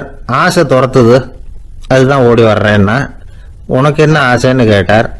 எனக்கு ஒன்றும் ஆசை இல்லைங்க, என்னை எப்படியாவது பிடிச்சிடணும்னு போலீஸ்காரங்களுக்கு ஆசை. அந்த ஆசை இப்போ என்னை துரத்தி பின்னாடி வந்துகிட்டு இருக்குது, அதுதான் தப்பிச்சு வந்துகிட்டு இருக்கிறேன். குறுக்க நிற்காதீங்க சார், வழியை விடுங்க அப்படின்னு சொல்லிவிட்டு வேகமா ஓடி மறைஞ்சான். ஒரு ஊர்ல ஒரு கோயில் இருந்தது. ரொம்ப பழைய கோயில். உள்ள போறதுக்கே பயமா இருக்கும். எந்த நேரத்துல இடிஞ்சு விழுந்துருமோ அப்படிங்கிற பயம். அப்படி இருந்ததுனால யாரும் துணிஞ்சு சாமி கும்பிடுறதுக்கு அங்க போறதில்ல. கோயிலுக்கு வர்ற கூட்டம் கொஞ்சம் கொஞ்சமா குறைய ஆரம்பிச்சுட்டுது. கோயில் நிர்வாகிகள் எல்லாரும் கூடி உட்காந்து பேசினாங்க. என்ன பண்ணலாம்னு யோசனை பண்ணாங்க. எந்த இடம் மோசமா இருக்கோ அந்த இடத்த பழுது பார்த்தாங்க. அங்க எங்க வர்ணத்தை பூசி கொஞ்சம் அழகுபடுத்தி பார்த்தாங்க. ஏதோ இந்த ஊர்ல கோயில்னு ஒண்ணு இருக்கு, அது மக்களுக்கு தெரியணும் அப்படிங்கிறதுக்காகத்தான் அப்படிலாம் பண்ணாங்க. இருந்தாலும் கோவில் இருக்கிற நிலைமை மக்களுக்கு தெரியும், அதனால அங்க வர்றது குறைச்சிக்கிட்டாங்க அவங்க. ஒரு கட்டத்துல யாருமே வர்றதில்லை, நிலைமை அந்த அளவுக்கு ஆயிட்டுது. மறுபடியும் கோவில் நிர்வாகிகள் கூட்டம் நடந்தது. இந்த கூட்டம் கூட கோயிலுக்கு உள்ள நடக்கல, இடிஞ்சு விழுந்துருமோங்கிற பயம். அதனால வெளியில தான் உட்காந்து கூட்டத்தை நடத்தினாங்க. ஏன்னா உள்ள போறதுக்கு அவங்களுக்கும் துணிச்சல் கிடையாது. எந்த நேரமும் விழுந்துரும் போல இருந்தது அது. அது வழியா போறவங்க கூட வேகமா அந்த இடத்த கடந்து போக ஆரம்பிச்சுட்டாங்க. கோவில் நிர்வாகிகள் வெளியில உட்காந்து கூட்டம் போட்டாங்க இல்லையா, அந்த கூட்டத்துல 4 தீர்மானங்களை நிறைவேற்றினாங்க. அது என்ன 4 தீர்மானம்னா, முதல் தீர்மானம், இந்த கோவிலை இடிப்பது அப்படிங்கிற முடிவை இந்த கமிட்டி மிகவும் வருத்தத்துடன் ஏற்றுக்கொள்ளுகிறது அப்படின்னு நிறைவேற்றினாங்க. இதுக்கு பதிலா இன்னொரு கோவிலை உடனடியாக கட்டி முடிச்சுடணுங்கிறது 2வது தீர்மானம். 3வது தீர்மானம் என்ன தெரியுமா, பழைய கோவிலின் கதவுகள், அதிலிருந்து பிரிச்சு எடுக்கிற செங்கல், இதையே புது கோவில் கட்டுவதற்கு பயன்படுத்தி கொள்ள வேண்டியது. பழைய கோவில் இருந்த மாதிரியே அதே வடிவத்துல புது கோவிலையும் கட்ட வேண்டியது. பழைய கோவிலின் அஸ்திவாரத்தை அப்படியே வச்சுக்கிட்டு அதுக்கு மேல நாம கோயிலை கட்டிக்க வேண்டியது. இதுதான் 3வது தீர்மானம். இதையும் கமிட்டி முழு மனசோட ஏத்துக்கிட்டது. இது வரைக்கும் சரி. இப்ப அந்த கமிட்டி 4வதா ஒரு முக்கியமான தீர்மானத்தை கொண்டுகிட்டு வந்து அதையும் ஏகமனதா நிறைவேற்றி விட்டது. அது என்ன தீர்மானம்னா, புதிய கோவில் கட்டி முடிக்கிற வரைக்கும் பழைய கோவிலை இடிக்கிறதில்லை அப்படிங்கிற தீர்மானம். எப்படி இருக்குது பாருங்க இது. பழசை இடிக்காத வரையில அதே இடத்துல புதுசா எப்படி கட்ட முடியும்? பல விஷயங்கள்ல நாம நடந்துகிற முறையும் இப்படிதான் இருக்குதான். வாழ்க்கையில முன்னேறணும்னு ஆசைப்படுவோம், அதே நேரத்துல அந்த முன்னேற்றத்துக்கு எது தடையா இருக்கோ அதை விட்டு விடுறதுக்கும் மனசு வராது. வெளிநாட்டுல ஒரு பெரிய விருந்து நடந்துகிட்டு இருந்துதான். எல்லாரும் மது கோப்பையும் கையுமா அலைஞ்சுகிட்டு இருக்கிறாங்க. ஒருத்தர் மட்டும் கையில எதுவும் இல்லாம ரொம்ப நல்ல பிள்ளையா சாதுவா ஒரு ஓரமா தனியா உட்கார்ந்துருக்கிறார். அவர்கிட்ட நெருங்கி வாங்க மது சாப்பிடலாம் அப்படின்னு கூப்பிட்டாங்களாம். என்ன வற்புறுத்தாதீங்க, நான் என் மனசுக்குள்ள உறுதியா தீர்மானம் பண்ணிவிட்டேன் அப்படின்னாராம். என்ன தீர்மானம் பண்ணிருக்கீங்க அப்படின்னு கேட்டிருக்காங்க. ஏற்கனவே முழு போதையில இருக்கும் பொழுது மறுபடியும் மது கோப்பையை தொடறதில்லை அப்படின்னு தீர்மானம் பண்ணிருக்கேன் அப்படின்னாராம். ஒரு பள்ளிக்கூடம், அதுல வசதியான வீட்டுக்குள்ள ஒருத்தன் படிச்சுக்கிட்டு இருந்தான். இன்னொரு ஏழை பையனும் அங்க படிச்சுக்கிட்டு இருக்கிறான். இவங்க 2 பேரும் ஒரே தெருவில் தான் இருக்கிறாங்க. பணக்கார வீட்டு பையன் பங்களாவில் இருந்தான். அவனுக்கு வேலை செய்யறதுக்காக சில வேலை ஆட்கள் உண்டு. அதனால அவன் நல்லா சாப்பிடுவான், தூங்குவான். ஏதோ வரணுமேங்கிறதுக்காக பள்ளிக்கூடத்துக்கு வருவான், போவான், அவ்வளவுதான். இந்த ஏழை பையன் இருக்கானே, அவன் அப்படி இல்லை. காலையில எழுந்திருப்பான், உடற்பயிற்சி பண்ணுவான், அவங்க வீட்டுல கிடைக்கிற சாதாரண உணவு அதை அளவோட சாப்பிடுவான், வீட்டுல உள்ள வேலைகளையும் செய்வான், பள்ளிக்கும் தவறாம வந்துருவான். அவனுக்கு கூட பிறந்த சகோதர சகோதரிகள் 8 பேர். எல்லாரும் தன்னம்பிக்கையோட அவங்க வேலையை செஞ்சுக்கிட்டு இருந்தாங்க. இந்த பையன் எப்பவும் உண்மையதான் பேசுவான், கடமையை ஒழுங்கா செய்வான். ஆசிரியர்களுக்கு இவனை ரொம்ப பிடிக்கும். அதனால இவன் அந்த பள்ளிக்கூடத்து மாணவர் தலைவனா ஆக்கியிருந்தாங்க. இது அந்த பெரிய இடத்து பையனுக்கு பிடிக்கல. மாணவர் தலைவனுக்கு பணிஞ்சு போறதுக்கும் அவனுக்கு விருப்பம் இல்லை. ஒரு நாள் வகுப்புல ஆசிரியர் எல்லா மாணவர்களுக்கும் ஒரு வேலை கொடுத்தார். எல்லாரும் அதை சுறுசுறுப்பா செஞ்சுக்கிட்டு இருக்கிறாங்க. இவன் மட்டும் சோம்பலா உட்காந்துருக்கிறான். ஆசிரியர் அந்த பக்கமா வந்தார், இதை பார்த்துட்டார். உடனே மாணவர் தலைவனா இருக்கிற அந்த ஏழை பையனை கூப்பிட்டார். இந்த பாருப்பா, ஏன் அந்த பையன் இப்படி சும்மா உட்காந்துருக்கிறான், என்னன்னு விசாரிச்சு சொல்லு அப்படின்னு சொல்லிட்டு உள்ள போயிட்டார். இவன் மெதுவா போய் அவன்கிட்ட விசாரிச்சான், ஏன் இப்படி சோர்ந்து போய் உட்காந்துருக்கிற அப்படின்னு. அவன் ரொம்ப அலட்சியமா அவனை திரும்பி பார்க்கறான். என்னோட சிரமம் உனக்கு என்ன தெரியும்? வீட்டுல என்னுடைய சௌகரியங்களை கவனிக்கிற வேலையாட்கள் 2 பேரும் இன்னைக்கு வேலைக்கு வரல. அதனால என்னோட வேலையெல்லாம் நானே கவனிக்கிற மாதிரி ஆயிட்டுது. அதனால சோர்ந்து போயிட்டேன் அப்படின்னு நானு. அப்புறம் கேட்டிருக்கான், அது சரி, உன்னுடைய வீட்டுல உன்னுடைய வேலைக்காரங்க வராத போது நீ எப்படி சமாளிக்கிற அப்படின்னு கிண்டலா கேட்டிருக்கான். அதாவது இவன் ஏழைங்கிறதையும் இவன் வீட்டுல வேலை செய்யறதுக்கு யாரும் இல்லைங்கிறதையும் இப்படி சொல்லி கிண்டல் பண்றான். இந்த ஏழை பையனுக்கு இது புரிஞ்சுது, மனசு வேதனை போட்டுது. இருந்தாலும் வெளியில காட்டிக்காம சிரிச்சுக்கிட்டே சொன்னானா, எனக்கு அந்த கவலையே கிடையாது. என்னுடைய உதவிக்கு நான் நினைச்ச உடனே என்னுடைய காரியத்தை செய்யறதுக்கு 8 பேர் எப்பவும் தயாரா இருப்பாங்க அப்படின்னு நான். இவன் இப்படி சொன்னதும் அவனுக்கு ஒரு மாதிரி ஆயிட்டுதான். தலையை குனிஞ்சுக்கிட்டே போயிட்டான். உள்ளே உட்கார்ந்துருந்த ஆசிரியர் காதுல இது விழுந்தது. உடனே இந்த ஏழை பையனை உள்ள கூப்பிட்டு போனாரு, கேட்டாரு, என்னப்பா அப்படி சொல்ற? இவன் பொய் சொல்ல மாட்டாங்கிறது அவருக்கு தெரியும். அவனை சமாளிக்கிறதுக்காக இப்படி ஒரு பொய்யை சொல்லியிருப்பாங்கிறதையும் அவரால் ஏற்றுக்க முடியல. ஏன்பா நீ நினைக்கிற காரியத்தை செய்ய 8 பேர் தயாரா இருக்கிறதா சொன்னியே, உன்னுடைய சகோதர சகோதரிகளை குறிப்பிட்டு அப்படி சொன்னியா அப்படின்னு கேட்டார். இல்லைங்க ஐயா, நான் அவங்கள குறிப்பிட்டு அப்படி சொல்லலைன்னா. அப்படின்னா பொய் சொன்னியா? இந்த சின்ன விஷயத்துக்கு அப்படி பொய் சொல்லலாமான்னார். ஐயா நான் பொய்யும் சொல்லலைன்னா. இவன் அப்படின்னா நீ சொன்னதுக்கு என்ன அர்த்தம்னார். இப்ப அந்த பையன் சொல்றான், ஐயா நான் நினைக்கிறத செய்து முடிக்க என் கூட இருக்கிற அந்த 8 பேர் யாருன்னா 2 காலு 2 கை வாய் மூக்கு கண்ணு காது ஆக மொத்தம் 8. இவங்க தான் அந்த வேலை ஆட்கள். நான் சொல்றதை செய்யறதுக்கு, நான் சொல்றதை கேட்கறதுக்கும் செய்யறதுக்கும் அவங்க எப்பவும் தயாரா இருக்காங்க. அந்த அளவுக்கு என்னுடைய பயிற்சிகள் பழக்க வழக்கங்கள் மூலமா அவங்கள நல்ல நிலைமையில வச்சிருக்கிறேன் அப்படின்னா. இந்த கதையை சுவாமி சின்மயானந்தர் சொல்றது வழக்கம். இயற்கை நமக்கு கொடுத்திருக்கிற வேலையாட்கள் இந்த 8. இவங்களை நல்ல முறையில வச்சிருந்து வேலை வாங்க வேண்டியது நம்முடைய கடமை. அந்த கடமையை ஒழுங்கா செஞ்சுக்கிட்டு வந்தா வாழ்க்கையில வெற்றி நிச்சயம், இல்லைன்னா குழப்பம்தான். புத்தி சரியா இல்லைன்னா இந்த வேலையாட்கள் நாம சொல்றத கேட்க மாட்டாங்க. ஒருத்தன் குடி போதையில தள்ளாடி தள்ளாடி போய் ஒரு மரத்துல முட்டிக்கிட்டானா. தலையில கட்டு போட்டுக்கிட்டு மறுநாள் வந்திருக்கான். ஏன்டா அப்படி பண்றேன்னு கேட்டிருக்காங்க.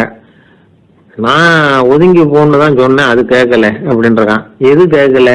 உன்னோட காலா அப்படின்னு கேட்டிருக்காங்க. இல்லைங்க அந்த மரம் அப்படின்னு நானா.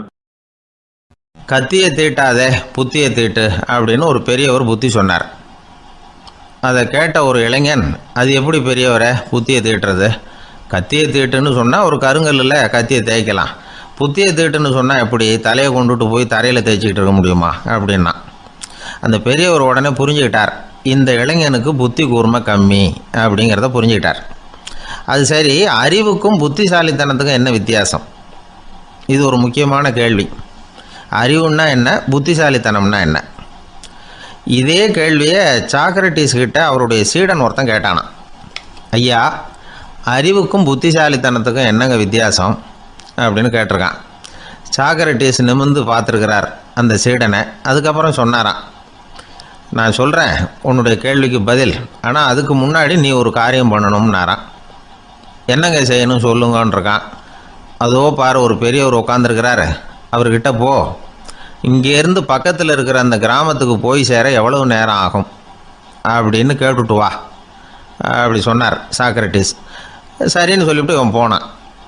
அந்த பெரியவர் முன்னாடி போய் நின்னான். ஏங்க பெரியவரை, இங்கேருந்து அதோ தெரியுத அந்த கிராமத்துக்கு போய் சேர்றதுக்கு எவ்வளவு நேரம் ஆகும் அப்படின்னு கேட்டான். பெரியவர் நிமிர்ந்து பார்த்தார், ஆனால் பதில் எதுவும் சொல்லலை. இவன் மறுபடியும் ஒரு தடவை அதே கேள்வியை அவர்கிட்ட கேட்டான். என்னங்க நான் கேட்குறது உங்கள் காதில் விழுதா, அந்த கிராமத்துக்கு போய் சேர்றதுக்கு எவ்வளோ நேரம் ஆகும் அப்படின்னு சொல்லி மறுபடியும் கேட்டான். அப்பவும் அவர் பதில் சொல்லலை. உடனே அவன் மனசுக்குள்ளே முடிவு பண்ணிக்கிட்டான், சரி பெரியவர் ஒரு மாதிரியாக தெரிகிறார், புத்தி சுவாதீனம் சரியில்லாத ஒரு மாதிரி தெரியுது அப்படின்னு நினச்சிக்கிட்டே வந்த வழியிலே திரும்பி வந்துட்டான். கொஞ்சம் தூரம் நடந்திருப்பான். இப்போ அந்த பெரியவர் மறுபடியும் கூப்பிட்டார், இளைஞனே இப்படி வாடினார். இவனுக்கு ஒன்றும் புரியல. மறுபடியும் திரும்பி நடந்தான். அவர் முன்னாடி போய் நின்னான். பெரியவர் சொன்னார், தம்பி இங்கேருந்து அந்த கிராமத்துக்கு போய் சேர்றதுக்கு 5 நிமிஷம் ஆகும் அப்படின்னார். இப்போது அந்த இளைஞன் அந்த முதியவரை ஒரு மாதிரியாக பார்க்க ஆரம்பித்தான். அதுக்கப்புறம் கொஞ்சம் யோசித்தான்.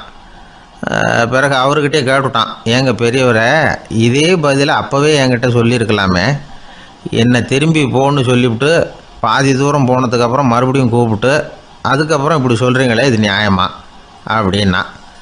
பெரியவர் சிரித்தார். அதுக்கப்புறம் சொன்னார், ஏன்பா நீ எவ்வளவு வேகமாக நடக்கிறேங்கிறத பார்க்காம நீ கிராமத்துக்கு போய் சேர வேண்டிய நேரத்தை எப்படி என்னால் சொல்ல முடியும்? அதனால தான் உன்னை கொஞ்சம் தூரம் நடக்க விட்டு உன்னுடைய நடையின் வேகம், அந்த கிராமம் இருக்கிற தூரம் ரெண்டையும் கணக்கு போட்டு அதுக்கப்புறம் நேரத்தை சொன்னேன்னார். சீடன் வந்து தலை குனிந்தான். அப்படியே திரும்பி வந்து சாக்ரட்டிஸ் முன்னாடி நின்னான். சாக்ரட்டிஸ் இப்போ சொல்கிறார், தம்பி அதுக்கு பேர் தான் புத்திசாலித்தனம். இந்த அறிவு கூர்மை வந்து எல்லா இளைஞர்களுக்கும் வரணும் அப்படிங்கிறதுக்காகத்தான் கத்தியை தீட்டாதே புத்தியை தீட்டு அப்படின்னு பெரியவங்கள்லாம் சொல்லிகிட்டு இருக்கிறாங்க. புத்தியை தீட்டுறவங்கெல்லாம் வாழ்க்கையில் அறிவாளியாகிறாங்க, தீட்டாதவங்க கோமாளியாகிறாங்க. இதுதான் இன்றைக்கி நடக்கிறது.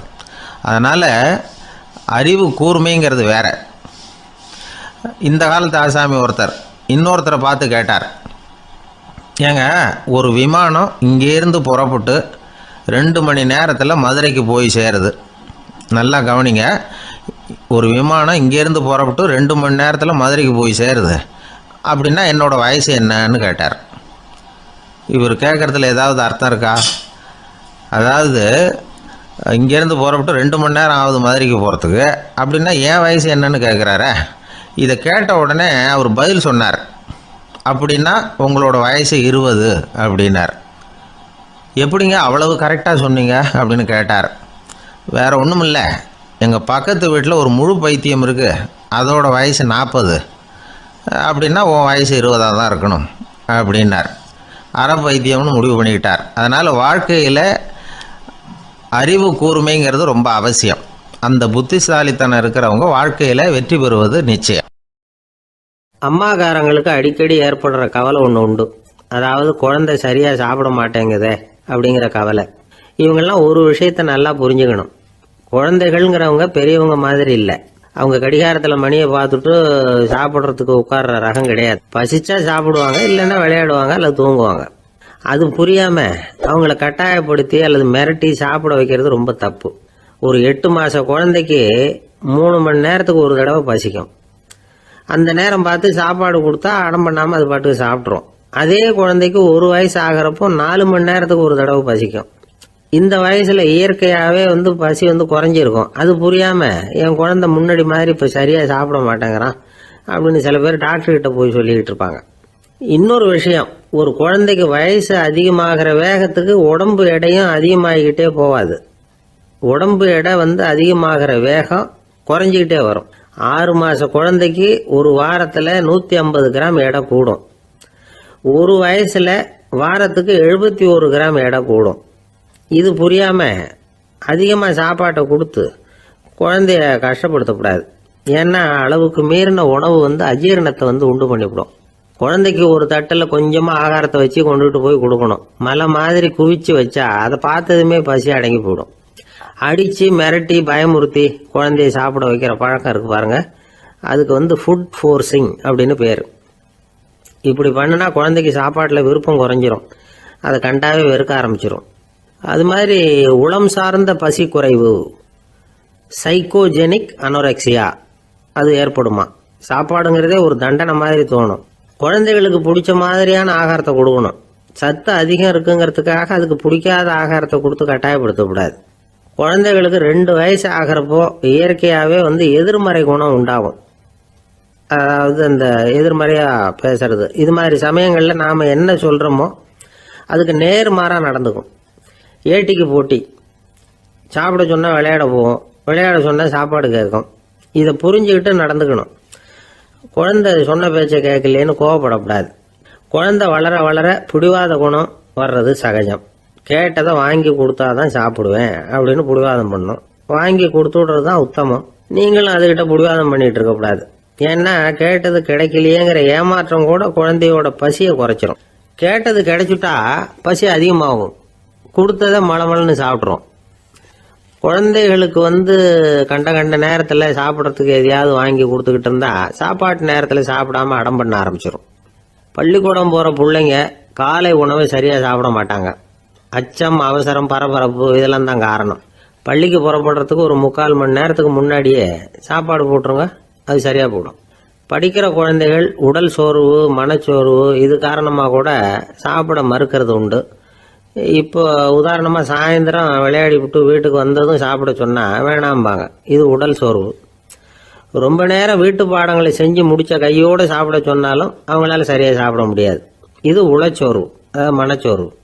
இதை தவிர குழந்தைகளுக்கு உடல் நலக்குறைவு ஏற்பட்டால் கூட சாப்பிட மறுக்கிறது உண்டு. சில மருந்து மாத்திரைகள் கூட பசியை குறைச்சிரும்.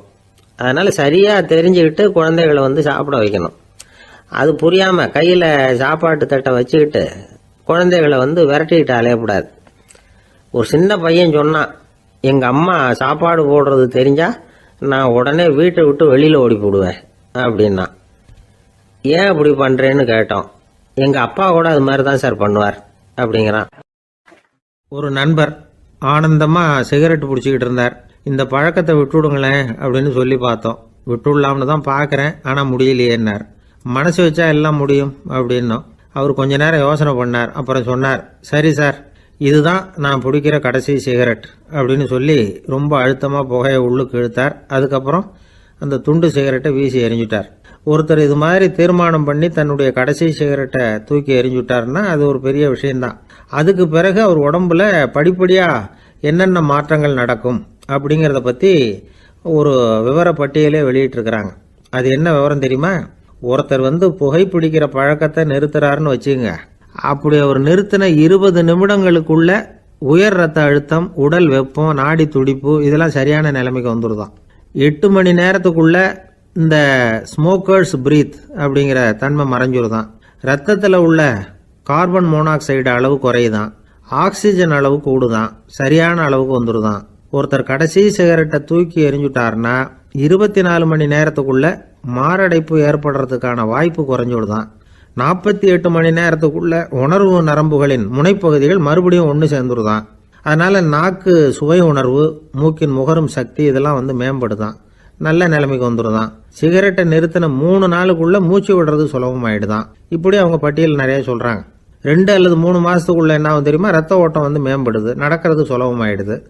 நுரையீரல் கொள்ளளவு 30% அதிகரிக்குது.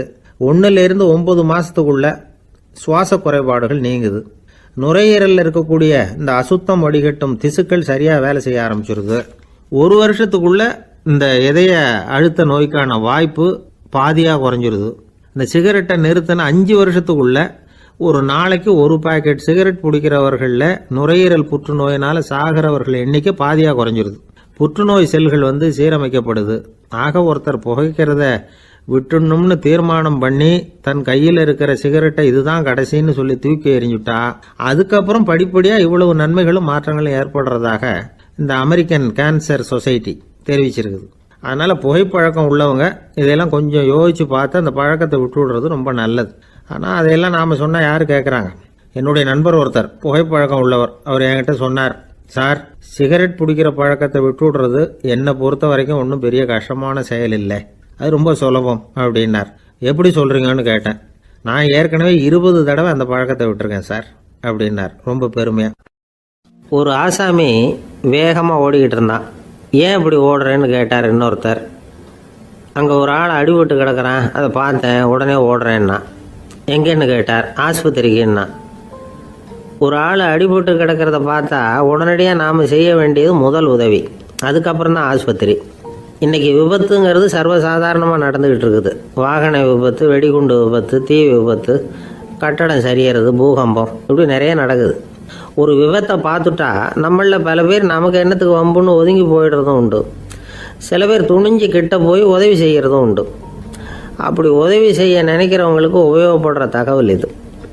விபத்தில் காயமடைஞ்சவங்களை 3 பிரிவாக பிரிக்கலாமா. முதல் வகை கொஞ்சம் சீரியஸானது, உயிருக்கு உடனே ஆபத்து தரக்கூடியது. மூளை காயம், முகம், கழுத்து காயங்கள், இருதயம், நுரையீரல் காயங்கள், வயத்தில் உள்ளுறுப்பு காயங்கள், அதிகப்படியான இரத்தப்போக்கு, இதனால எல்லாம் பாதிக்கப்பட்டிருந்தால் அது முதல் வகை அப்படின்னு நாமளே மனசுக்குள்ளே முடிவு பண்ணிக்கணும். இவங்களுக்கெல்லாம் உடனடியாக முதல் உதவி கொடுக்கணும். தாமதப்படுத்தாமல் ஆஸ்பத்திரிக்கு கொண்டுகிட்டு போயிடணும். இப்படி கொஞ்சம் எச்சரிக்கையாக நடந்துக்கிட்டால் அவங்களில் பல பேரை காப்பாற்றி போடலாம். 2வது வகை எப்படின்னா, முதல் உதவி விரைவாக கிடைச்சா உயிர் பிழைக்கக்கூடிய மார்பு காயங்கள், கைகால் எலும்பு முறிவு, இடுப்பு முதுகெலும்பு காயம், சீரான இரத்த சேதம், இப்படிப்பட்டவங்களை 2வது வகையாக பிரிக்கணும். ஆபத்து இல்லாத சிராய்ப்புகள், சிறு காயங்கள், இரத்த உறைவுகள், இதனால் பாதிக்கப்படுறவங்க 3வது வகை. ஒருத்தர் தலையில் அடிபட்டு நினைவு விழுந்துட்டாருன்னு வச்சுங்க, அவருக்கு வாந்தி வர்றதுனால புறையேறி மூச்சு அடைப்பு உண்டாகும். இப்படி ஆகாமல் இருக்கிறதுக்காக தலையை ஒரு பக்கமாக சாய்ச்சி வைக்கலாம். நாடி துடிப்பையும் இதய துடிப்பையும் தொட்டு பார்க்கணும். அது குறைஞ்சிருந்தாலும் சரி, நின்று இருந்தாலும் சரி, அவர் மார்பை நிமிஷத்துக்கு 80 தடவை உள்ளங்கையால் அழுத்தி இதய துடிப்பை மீட்கிறதுக்கு உதவி பண்ணணும். கழுத்தில் காயம்பட்டாலும் ஆபத்து அதிகம். கழுத்துக்கு அடியில் ஒரு துண்டை மடித்து வைக்கலாம். 2 பக்கமும் சின்ன தலையணை அல்லது துணி மடிப்புகளை வச்சு கழுத்தை அதிகமாக அசையாமல் பார்த்துக்கலாம். முதுகெலும்பு முறிஞ்சிருக்குமோ அப்படிங்கிற சந்தேகம் இருந்ததுன்னா அவரை அதிகமாக அசைய விடக்கூடாது. அதிகமாக அசைஞ்சால் தண்டு இடத்துல பாதிப்பு ஏற்பட்டு கை கால் விளங்காமல் போயிடும். அவரை ஒரு கனமான போர்வை இல்லைன்னா பாயில் படுக்க வச்சு 4 பேர் மெதுவாக தூக்கி மருத்துவ உதவிக்கு அனுப்பி வைக்கலாம். கையெலும்பு முறிஞ்சிருந்தா முறிஞ்ச பாகத்தை உடம்போட சேர்த்து அசையாமல் கட்டி போடலாம். கால் எலும்பு முறிஞ்சிருந்தா மற்ற காலோட சேர்த்து கட்டி போடலாம். முறிஞ்ச பாகம் தொங்காமல் பார்த்துக்கணும். அப்போ தான் வீக்கம் உண்டாகாமல் இருக்கும். வெட்டு காயம், குண்டடிப்பட்ட காயம் இதிலெல்லாம் ரத்தப்போக்கு அதிகமாக இருக்கும். ரத்தம் வெளியேற ஆபத்து அதிகம். சுத்தமான துணியை பல மடிப்புகளை மடித்து காயத்தின் மேலே வச்சு அழுத்தமாக ஒரு 10 நிமிஷம் பிடிச்சிக்கணும். ரத்தம் நின்ன உடனே காயத்துக்கு கட்டு போடலாம். சில சமயம் காயம்பட்ட பாகத்தை உயரமாக தூக்கி பிடிச்சிக்கிட்டா தான் ரத்த கசிவு நிற்கும். இந்த விவரங்களையெல்லாம் கொஞ்சம் மனசில் வாங்கி வச்சுக்கிட்டோம்னா சமயத்தில் உதவும். ஏன்னா இந்த காலத்தில் விபத்து எந்த ரூபத்தில் எப்போ வரும்னு யூகிக்கவே முடியல. நண்பர் ஒருத்தர் சொன்னார், நேற்றுக்கு பாருங்கள் சார், என் கண்ணு முன்னாடியே ஒரு சின்ன விபத்து நடந்ததுன்னார். என்னன்னு விசாரித்தோம். ஒரு பஸ்ஸில் வந்துக்கிட்டு இருந்தேன். அந்த பஸ்ஸில் பின்பக்கம் படி ஓரமாக நின்றுக்கிட்டு இருந்த ஒருத்தர் ரோட்டில் விழுந்துட்டார். டிரைவர் அதை கவனிக்கலை, நிறுத்தாமல் அவர் பாட்டுக்கு போகிறாருனார். கண்டக்டர் உடனே விசில் கொடுத்து பஸ்ஸை நிறுத்த வேண்டியது தானே அப்படின்னோம். அதுதான் சார் முடியாமல் போச்சுன்னார் அவர். ஏன்னு கேட்டாங்க. தவறி கீழே விழுந்ததே அந்த கண்டக்டர் தான் சார் அப்படிங்கிறார். ஒரு ஆள் அசையாமல் கிடக்கிறார். அவர் இருக்காரா போயிட்டாராங்கிறத எப்படி முடிவு பண்ணுறோம்? அவர் மூக்குக்கு முன்னாடி புறங்கையை வச்சு பார்க்குறோம், மூச்சு வருதா இல்லையா அப்படிங்கிறத கண்டுபிடிக்கிறதுக்காக. மூச்சுங்கிறது அவ்வளவு முக்கியமான ஒரு விஷயம். சுவாசம் இல்லைன்னா எதுவுமே இல்லை. நம்ம பூமி இருக்க அது கூட சுவாசிக்குதுங்கிறத சோவியத் விஞ்ஞானிகள் கண்டுபிடிச்சிருக்கிறாங்க. பூமிக்கு மேலே இருக்கிற மண் அடுக்கில் காற்றில் உள்ள ஆக்சிஜன் ஆக்சிகரணம் அடையுது அப்படின்னு தான் இதுவரைக்கும் எல்லாரும் நம்பிக்கிட்டு இருந்தாங்க. ஆனால் இப்போ என்ன கண்டுபிடிச்சிருக்கிறாங்கன்னா, அந்த ஆக்சிஜன் பூமிக்குள்ளே 1 கிலோமீட்டர் ஆழம் வரைக்கும் ஊடுருவி போகுதான். பூமிக்குள்ளே 2 பக்கமும் பல கிலோமீட்டர் வரைக்கும் பரவுதான். பூமிக்குள்ளே இருக்கிற நீர்நிலை அடுக்குகள் தான் நுரையீரல் செய்கிற வேலையை செய்யுதான். நம்ம உடம்புல நுரையீரல் இல்லைன்னா ஒன்றும் நடக்காது. ஒரு மரத்தை தலைகீழாக தொங்க போட்டால் எப்படி இருக்கும் அப்படி யோசிச்சு பாருங்கள். அப்படி தான் இதுவும் நுரையீரலும் அப்படி தான் இருக்கும். வலது பக்கம் ஒன்று, இடது பக்கம் ஒன்று. வலது பக்கம் நுரையீரல் கொஞ்சம் பெருசாக இருக்கும். நுட்பமான நரம்பு குழாய்கள் அதில் இருக்கும். கோடிக்கணக்கான நுண்ணிய குழாய்களை வச்சுக்கிட்டு தான் அது வேலை செய்யுது. 25 கோடி குழாய்கள் இருக்கும். அதை அப்படியே முழுசாக பிரித்து பரப்புனா ஒரு டென்னிஸ் கோர்ட்டில் பாதி பரப்பளவு இருக்குமா. நுரையீரல் நிறம் கருஞ்சிவப்பு தான். புகை அதிகமாக உள்ளே போச்சுன்னா அது கருப்பாயிடுது. காற்றுல உள்ள பிராணவாயுவை இது இழுத்து எடுத்துக்கிட்டு ரத்தத்தை சுத்தப்படுத்துகிற முக்கியமான வேலையை இது செய்யுது. அசுத்த காற்றை வெளியில் அனுப்பி வச்சுருது. ஒருத்தர் வேகமாக ஓடி வரார், அவருக்கு மூச்சு இறைக்கும். பயங்கரமாக எதையாவது பார்த்து விடுறார், உடனே மூர்ச்சி ஆகிடுவார். இது மாதிரி சமயங்களில் வேறு எந்த தூண்டுதலும் இல்லாமல் நுரையீரல் தானாகவே இயங்கும். இப்படி ஒரு அவசியம் ஏற்படுறப்போ இயக்கத்தை தூண்டி விடுற முக்கியமான இணைப்பு மூளைக்கு கீழே முதுகு எலும்புக்கு மேற்பகுதியில் இருக்குது. அது உடனே சுவாசத்துக்கு அவசர உதவியை கொடுக்குது. இப்போ ஒருத்தர் பேசாமல் உட்காந்துருக்கார். இந்த சமயத்தில் அவருக்கு 1 பங்கு காற்று தேவைப்படுதுன்னு வச்சுக்கோங்க. அவர் எழுந்திரிச்சு நடக்கும் பொழுது 1.5 மடங்கு தேவைப்படும். ஓடுனாருன்னா 3 மடங்கு தேவைப்படும். படுத்துருக்கிறப்ப 1/2 மடங்கு தான் தேவைப்படும். இதுக்கு நிமிஷத்துக்கு 16 தடவை மூச்சு விட்டாகணும். இப்படி சாதாரணமாக உள்ளே இழுக்கிற காற்று கொஞ்சம்தான் இருந்தாலும் இது மாதிரி 8 மடங்கு காற்றை உள்ளே இழுத்து வச்சுக்கிற சாமர்த்தியம் நுரையீரலுக்கு இருக்குதான். தண்ணி, நுண்கிருமிகள், ரசாயன பொருள் இப்படி எது உள்ளே போனாலும் நுரையீரல் சமாளிச்சுக்கும். 30 வருஷமாக விடாத புகை பிடிக்கிறவர் தொடர்ந்து உள்ளே அனுப்பி வைக்கிற புகையை கூட சமாளிக்குதுன்னா பார்த்துங்களேன். உள்ளே போகிற புகை நுட்பமான சுவாச முடிச்சுகளை அழிச்சுடுது. கறி புகை அது மேலே படிஞ்சு உபயோகம் இல்லாமல் பண்ணிவிடுது. ஆனாலும் தேவைக்கு அதிகமாக 8 மடங்கு கூடுதலாக சுவாச முடிச்சுகள் நம்ம உடம்புக்குள்ளே இருக்கிறதுனால சமாளிக்க முடியுது. சமாளிக்க முடியலன்னா சில சமயம் மூச்சு திணறும். அதை ஒரு எச்சரிக்கையாக எடுத்துக்கிட்டு புகை பிடிக்கிற பழக்கத்தை விட்டுடணும். அதுதான் நல்லது. ஆனால் அப்படி யார் விடுறது? இணை பிரியாத 2 நண்பர்கள் இருந்தாங்களாம். 2 பேரும் விடாமல் சிகரெட்டு குடிக்கிறவங்க. அதில் ஒருத்தன் செத்து போட்டான். இன்னொருத்தன் அதுக்கப்புறம் 2 சிகரெட்டாக குடிக்க ஆரம்பித்தானான். ஏன் இப்படி பண்ணுறேன்னு கேட்டிருக்காங்க. நான் ஒரு சிகரெட்டு தான் குடிக்கிறேன், செத்து போன என்னுடைய ஃப்ரெண்டு இருக்கானே செத்து போனவன், அவனுக்காக இன்னொரு சிகரெட்டு குடிக்கிறேன் அப்படின்னு நானா. இது ரொம்ப ஆபத்து, விட்டுடு அப்படின்னு சொல்லியிருக்காங்க. சரின்னு ஒத்துக்கிட்டான். ஆனால் அதுக்கப்புறமும் ஒரு சிகரெட் வீதமாக குடிச்சிக்கிட்டே இருந்தான். சிகரெட்டு பழக்கத்தை நீ இன்னும் விடலையான்னு கேட்டாங்களாம். அந்த பழக்கத்தை நான் எப்போ விட்டுட்டேன், இப்போ நான் குடிக்கிறது என் ஃப்ரெண்டுக்காக அப்படின்னு நானா. இவங்கெல்லாம் எப்படி திருந்துறது? ஒரு அம்மா, அவங்களுக்கு 35 வயசு இருக்கும். குடும்பத்தில் எந்த கஷ்டமும் இல்லை. இருந்தாலும் காரணம் இல்லாமல் பிள்ளைங்க பேரில் கோவப்படுறது, எரிஞ்சு விடுறது அவங்க வழக்கம். பிள்ளைங்க அழும். உடனே அவங்க மனசும் சங்கடப்படும். இன்னொரு அம்மா நல்ல வேலையில் இருக்கிறவங்க வாரத்துக்கு ஒரு தடவையாவது தலைவலி வந்துடும். இவங்களுக்கெல்லாம் உடம்புல எந்த கோளாறும் இல்லை, மனசு மட்டும் சரியா இருக்காது. தூக்க மாத்திரை கையில் வச்சிருப்பாங்க. 30-35 வயசுடைய பெண்களுக்கு சர்வசாதாரணமாக காணப்படுகிற மனக்கோளாறு இது. இதுக்கு பேர் மனவாட்டம், டிப்ரெஷன், மனமடிவு அப்படின்னு சொல்லலாம். இந்த நோய்க்கு அறிகுறி என்ன தெரியுமா? மனசுல வருத்தமான உணர்வு இருக்கும், அடிக்கடி அழலாம் போல தோணும். முன்னால எல்லாம் எந்தெந்த செயல்ல ஆர்வம் இருந்ததோ அதெல்லாம் குறைஞ்சிரும், அல்லது சுத்தமாகவே ஆர்வம் இல்லாமல் போயிடும். சில பெண்கள் இளம் வயசுல பக்கத்தில் இருக்கிறவங்க கிட்ட கலகலப்பாக பேசுவாங்க, வீட்டை அலங்கரிக்கிறதுல ஆர்வம் இருக்கும். இப்போ அதுல எல்லாம் ஆர்வம் இல்லாமல் போயிடும். எந்த வேலை செஞ்சாலும் சீக்கிரம் களைப்பு அடைஞ்சுடுறது மாதிரி ஆகிடும். நமக்கு யாருமே உதவியா இல்லை, நம்ம எல்லாரும் கை விட்டுட்டாங்க போல இருக்குதே அப்படிங்கிற உணர்வுலாம் உண்டாகும். தன்னைத்தானே குறை சொல்லிக்குவாங்க, நாம் தப்பு பண்ணிவிட்டோம் போல இருக்குதே அப்படின்னு தோணும். குற்றம் பண்ணிட்டதா நினச்சி கஷ்டப்படுவாங்க. பசி இருக்காது, தூக்கத்தில் தொந்தரவு இருக்கும், அடிக்கடி செத்து போடலாங்கிற உணர்வு வரும், தற்கொலை பண்ணிக்கலாங்கிற எண்ணம் உண்டாகும். சில பேர் தற்கொலை முயற்சியில் கூட ஈடுபடுவாங்க. சில பேருக்கு பலவிதமான உடல் வலிகள் இருக்கும், பலவீனம் இருக்கும், சீக்கிரமாக களைப்படைஞ்சு போடுவாங்க. இதெல்லாம் மனவாட்ட நோய்க்கான தன்மைகள். இந்த மனவாட்டம் அதாவது டிப்ரெஷனை 2 வகையாக பிரிக்கலாமா. ஒன்று தானாக உண்டாக்கிக்கிறது, இன்னொன்று எதிர் விளைவை உண்டு பண்ணுகிற அல்லது நரம்பு சம்பந்தப்பட்ட டிப்ரெஷன். தானாக உண்டாக்கிக்கிற மனவாட்ட நோய் இருக்கு பாருங்க, அதுக்கு ஏதாவது சூழ்நிலை காரணமாக இருக்கலாம் அல்லது இல்லாமலும் போகலாம். மூளையில் டொபாமைன் அல்லது செரட்டோனின் இதோட அளவு குறையும் பொழுது இந்த டிப்ரெஷன் உண்டாகுது. இதுக்கு ஓரளவு பிறவி காரணங்கள் கூட இருக்கலாம், குடும்பத்தில் வேற சிலருக்கும் வரலாம்.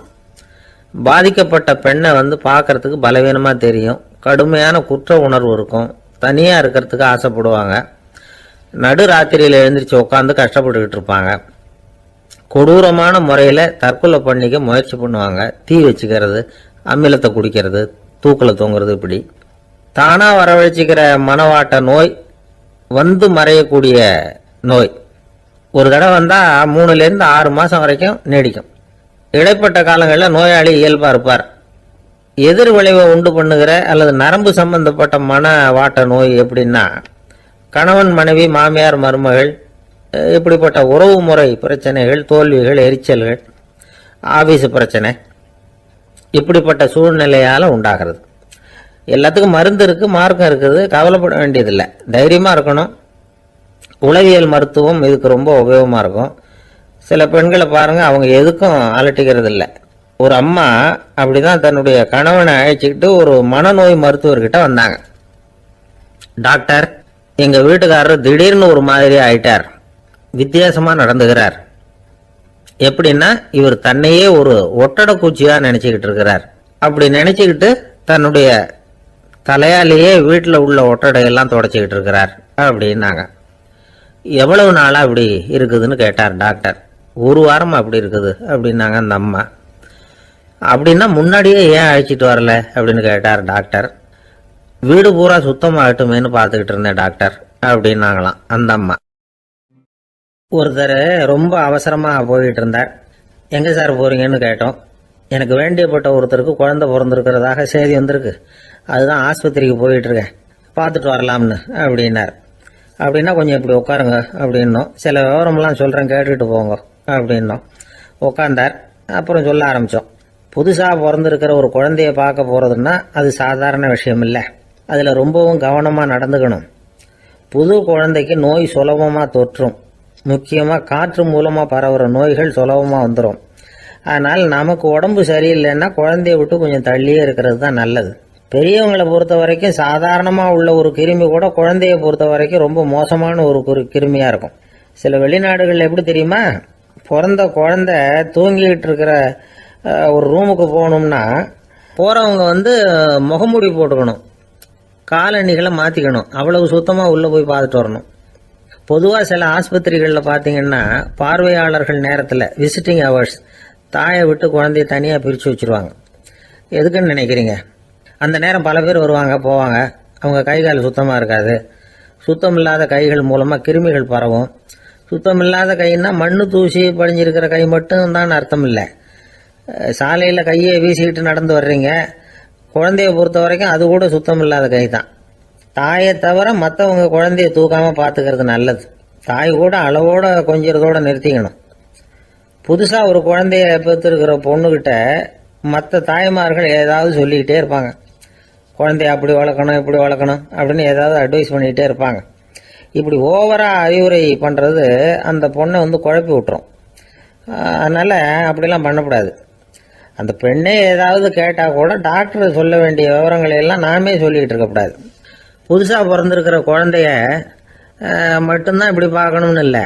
ஒரு நோயாளி குழந்தைய பார்க்க போகிறதுனா கூட ரொம்ப எச்சரிக்கையாக தான் நடந்துக்கணும்.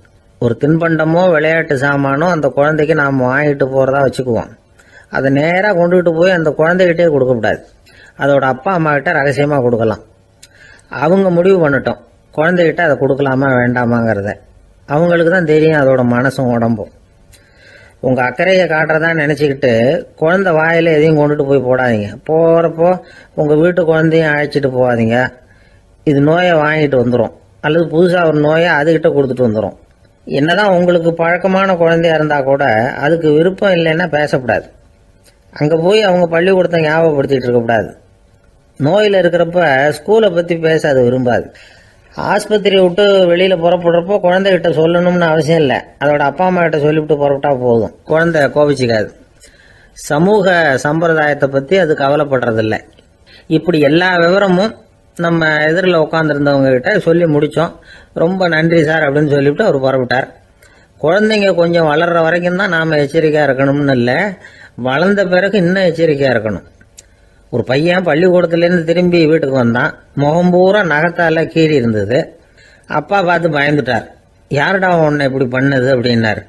என் கூட படிக்கிற இன்னொரு பையன். நாளைக்கு உன் கூட பள்ளிக்கூடத்துக்கு வர்றேன், நீ எனக்கு அவனை அடையாளம் காட்ட முடியுமான்னார். அது ரொம்ப சுலபம் நான் பையன். எப்படின்னார் அப்பா. அவன் காதில் ஒன்று கையோடு எடுத்துகிட்டு வந்திருக்கிறேன், இதோ என் பையில தான் வச்சுருக்கேன் அப்படிங்கிறான் அந்த பையன். ஒரு நண்பர் யாருக்கோ ஃபோன் பண்ணிக்கிட்டு இருந்தார். அவர் பேசி முடித்ததும் நான் அவரை பார்த்து, இப்போ ஃபோன் பண்ணீங்களே அந்த ஃபோன் நம்பர் என்ன அப்படின்னு கேட்டேன். அவர் தலையை சொரிஞ்சுக்கிட்டார். ஞாபகம் வரலன்னார். சரி சார் அதை விடுங்க, உங்கள் மனைவி பேர் என்ன அப்படின்னு கேட்டேன். மாலதின்னார். என்ன சார் இது வேடிக்கை, கொஞ்ச நேரத்துக்கு முன்னாடி பேசின ஃபோன் நம்பர் மறந்து போச்சு. எப்போவோ கல்யாணம் பண்ணிக்கிட்ட மனைவி பேர் மறக்கலை, அதை கரெக்டாக சொல்லிவிட்டீங்களே அப்படின்னு கேட்டேன். அவர் என்ன ஒரு மாதிரியாக பார்த்தார். அவர் அப்படி என்னை பார்த்ததில் ஒன்றும் தப்பு இல்லை. ஏன்னா நாம் எல்லாருமே அப்படித்தானே. ஒரு குறிப்பிட்ட காரியத்துக்காக தொலைபேசியில் ஒருத்தட்ட பேசுகிறோம், அதுக்கப்புறம் அந்த எண் நமக்கு அனாவசியம், அதனால் மறந்துடுறோம். இதுக்கு பேர் தான் தற்காலிக ஞாபகம். ஆனால் மனைவி பேரை மறந்துட முடியுமா? முடியாது. அது அவசியமான ஒன்று. அடிக்கடி அந்த பேரை உபயோகப்படுத்துகிறோம், அதனாலேயும் அது முக்கியங்கிறதுனாலேயும் அதை மறக்கிறது இல்லை. இதுக்கு பேர் நிரந்தர ஞாபகம். சரி, இந்த தற்காலிக ஞாபகம், நிரந்தர ஞாபகம், இது ரெண்டு ஞாபக அளவுகளையும் கட்டுப்படுத்துறது எது அப்படின்னா மூளைக்குள்ள நடக்கிற மின்சார நடவடிக்கைகள் தான்.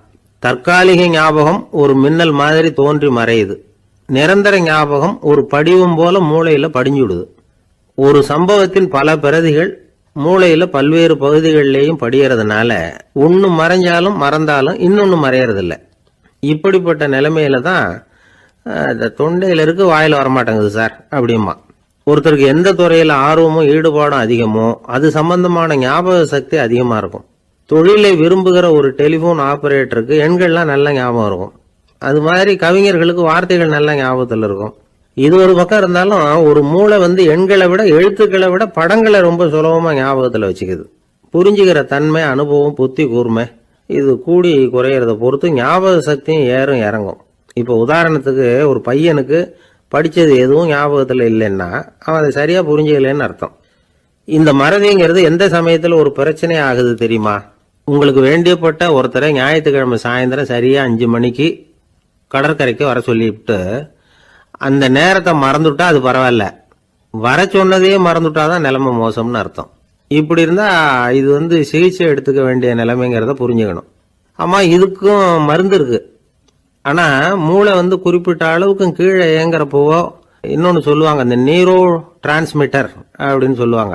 அப்படிங்கிற மூளை ரசாயனம் ரொம்பவும் குறைஞ்சி போகிறப்போ மட்டும்தான் உபயோகப்படும். டாக்டர் என்ன சொல்கிறாங்க தெரியுமா, மூளையை பொறுத்த வரைக்கும் அதில் ஞாபக சக்தி அதிகமாக உள்ள மூளை, மறதி உள்ள மூளை அப்படின்னு ஒன்றும் கிடையாது அப்படிங்கிறாங்க. நினைவு வச்சுக்கிறதுக்கு பயிற்சி அளிக்கப்பட்ட மூளை, பயிற்சியற்ற மூளை அப்படின்னு வேணும்னா சொல்லலாம் அப்படின்னு சொல்கிறாங்க.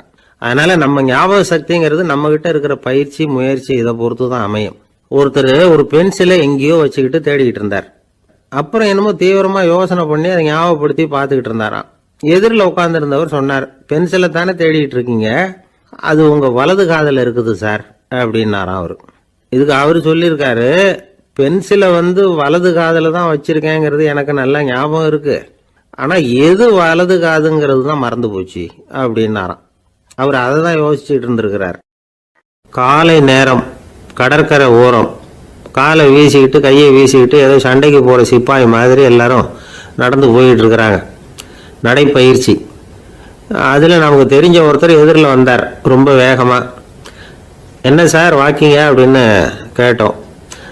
அவரால் ஆமாம்னு பதில் சொல்ல முடியல, அவ்வளவு கஷ்டம். மூச்சு விடுறதுக்கே வாயை திறந்து மூடிட்டு இருக்கிறார். எங்கே பேசுறது? கொஞ்சம் நின்று நிதானிச்சு மூச்சு விட்டுட்டு அதுக்கப்புறம் சொன்னார் ஆமாம் அப்படின்னு. என்ன சார் இவ்வளவு வேகம்னோ? உங்கள் பேச்சை கேட்டுவிட்டு தான் சார் நடக்க ஆரம்பித்தோம். நீங்கள் தான் அடிக்கடி சொல்லிகிட்டு இருந்தீங்க நடக்கிறது நல்லதுன்னு. அன்னையிலேருந்து ஆரம்பிச்சுட்டேன், ஆனால் ரொம்ப கஷ்டமாக இருக்குது சார். இப்போ பாருங்கள், உங்கள்கிட்ட சுலபமாக பேசக்கூட முடியல, மூச்சு வாங்குது, உடம்பு கூட வலிக்கிறது மாதிரி இருக்குது அப்படின்னு அவர் பாட்டுக்கு பேச ஆரம்பிச்சிட்டார். உங்களை யார் சார் இவ்வளவு வேகமாக நடக்க சொன்னது? வேகத்தை குறைங்க, மெதுவாக நடங்க அப்படின்னோம். நீங்கள் நடக்கிறதுனால என்னென்ன சௌகரியம்னு அன்னைக்கு சொன்னீங்களே தவிர சௌகரியமாக நடக்கிறது எப்படின்னு சொல்லலையே அப்படின்னார் அவர். இன்னமும் லேசாக மூச்சு வாங்கிக்கிட்டே சொன்னால் கூட இவர் சொல்கிறதுல ஒரு நியாயம் இருக்குது. அதனால் இந்த நடைப்பயிற்சி பண்ணுறவங்க கவனிக்க வேண்டிய சில முக்கியமான குறிப்புகள் இருக்குது. அது என்னென்னங்கிறத அவங்க தெரிஞ்சுக்கணும். அது தெரிஞ்சு வச்சுக்கிறது நல்லது. இதெல்லாம் மருத்துவ நிபுணர்கள் சொல்கிற குறிப்புகள். அவங்க என்ன சொல்கிறாங்க தெரியுமா? உங்கள் வயசு 40க்கு மேலேயா? உங்கள் எடை இருக்க வேண்டியதை விட 10 கிலோ அதிகமாக இருக்குதா? நீங்கள் புகை பிடிக்கிறவரா? இதய நோய், இரத்த நாள நோய், உயர் ரத்த அழுத்தம் இப்படி ஏதாவது உங்களுக்கு உண்டா? அப்படின்னா நீங்கள் உங்கள் இஷ்டத்துக்கு வரிஞ்சு கட்டிக்கிட்டு நடைப்பயிற்சி பண்ண ஆரம்பிச்சிடாதீங்க. முதல்ல ஒரு மருத்துவ பரிசோதனை பண்ணிக்கிங்க, அதுதான் நல்லது அப்படின்னு அவங்க சொல்கிறாங்க. நடக்கிறப்போ, உடற்பயிற்சி செய்கிறப்போ மார்பு பகுதியில் அல்லது வேறு எங்கேயாவது தொடர்ந்து வலி இருந்ததுன்னா பயிற்சியை நிறுத்தி விட்டு டாக்டரை போய் பார்க்கணும். நடைப்பயிற்சி பண்ணுறப்போ உங்கள் சக்திக்கு தகுந்த மாதிரி மெதுவாக அதிக கஷ்டம் இல்லாமல் முன்னேறலாம். அங்கே என்ன போட்டியாக வைக்கிறாங்க, முந்திக்கிட்டு போய் என்ன பண்ண போகிறோம்? பரிசா வாங்க போகிறோம். அதனால் நிதானம் அவசியம் அப்படிங்கிறது அவங்க ஆலோசனை. தொந்தரவு கொடுக்காத ஷூ, ட்ரெஸ்ஸு இதுகளை உபயோகப்படுத்துங்க. பாதத்தில் ஆடு தசை இருக்குல்ல, அங்கே ஏதாவது பிரச்சனை இருந்ததுன்னா டாக்டரை பாருங்கள். இந்த பாதத்தில் வலி வரும் அந்த இடத்துல. வெயில் காலமாக இருந்தால் தலைக்கு தொப்பி வச்சுக்கோங்க. பனியில் நடந்தாலும் அப்படி தான், தலையை பத்திரமா பார்த்துக்குங்க. நம்மக்கிட்ட ஏதோ கொஞ்சம் உருப்படியாக தெரியறது அதுதானே. உடற்பயிற்சிக்கு முன்னாடி பின்னாடி பயிற்சி செய்கிறப்போ நிறைய தண்ணி குடிக்கலாமா. முதல் 1 மாதத்துக்கு கொஞ்சம் தளர்த்தியாக சாவகாசமாக நடக்கலாம். மணிக்கு 3 அல்லது 4 கிலோமீட்டர் வேகம்னு வச்சுங்களேன். அதுக்கப்புறம் வேகத்தை அதிகப்படுத்தலாம். மணிக்கு 6 அல்லது 8 கிலோமீட்டர் அளவுக்கு நடக்கலாம். நல்லா கையை வீசிக்கிட்டு நடக்கணும். மூச்சு விடுற எண்ணிக்கை அதிகரிக்கணும். இது மாதிரி ஒரு 30 நிமிஷம் நடக்கலாம். தனியாக நடந்து போகிறதுக்கு உங்களுக்கு என்னமோ மாதிரி இருக்குதா, கூட யாரையாவது சேர்த்துக்குங்க. ஒரு குரூப்பாக சேர்ந்து போகலாம். நடக்கிறதுங்கிறத ஒரு சந்தோஷமான சமாச்சாரமாக ஆக்கிக்கணும். தினம் இப்படி நடக்க வேண்டி இருக்குதே அப்படின்னு புலம்பிக்கிட்டே போகக்கூடாது. சில பேர் நடக்கிறப்போ கடந்த காலத்தை அசை போட்டுக்கிட்டே போவாங்க. சில பேர் வருங்காலத்தை அசை போட்டுக்கிட்டே போவாங்க. சில பேர் முக்கியமான திட்டம்லாம் இப்படி நடக்கிறப்போ தான் தீர்மானம் பண்ணுவாங்க. நடக்கிறதுனால மன இறுக்கம் குறையுது, பரபரப்பு குறையுது, மன ஆற்றல் பெருகுது, தன்னம்பிக்கை வளருது, முதுமை தள்ளி போகுது, செயல்திறன் அதிகரிக்குது. இதை தவிர உடம்புக்கும் பல விதமான சௌகரியங்கள் ஏற்படுது. அதனால் இது வரைக்கும் நடக்க ஆரம்பிக்காதவங்க இனிமே இந்த குறிப்புகளை கவனத்தில் வச்சுக்கிட்டு நடக்க ஆரம்பிச்சுடலாம். சார்லஸ் லேம்ப் அப்படின்னு ஆங்கில இலக்கிய மேதை ஒருத்தர், அவர் ஒரு தரம் உடம்பு சரியில்லைன்னு டாக்டர்கிட்ட போனாராம். டாக்டர் அவரை பார்த்துட்டு, நீங்கள் தினமும் காலையில் வெறும் வயத்தில் நடக்கணும் அப்படின்னாராம். வெறும் வயத்தில் நடக்கிறதுக்கு நான் தயார், ஆனால் வயிறு கிடைக்கணுமே சார். யார் வயத்து மேலே நடக்கிறது டாக்டர் அப்படின்னு கேட்டாராம் இவர். ஆஃபீஸை முடிஞ்சு வீட்டுக்கு போகிற சமயத்தில் ஒருத்தர் கடைக்கு போய் ஸ்வீட் வாங்கினார். சரி, வீட்டுக்கு பிள்ளைங்களுக்கு தான் வாங்கிட்டு போகிறார் அப்படின்னு மற்றவங்க நினச்சாங்க. அவர் அப்படி செய்யலை. அந்த இடத்துலையே பொட்டலத்தை பிரித்தார்.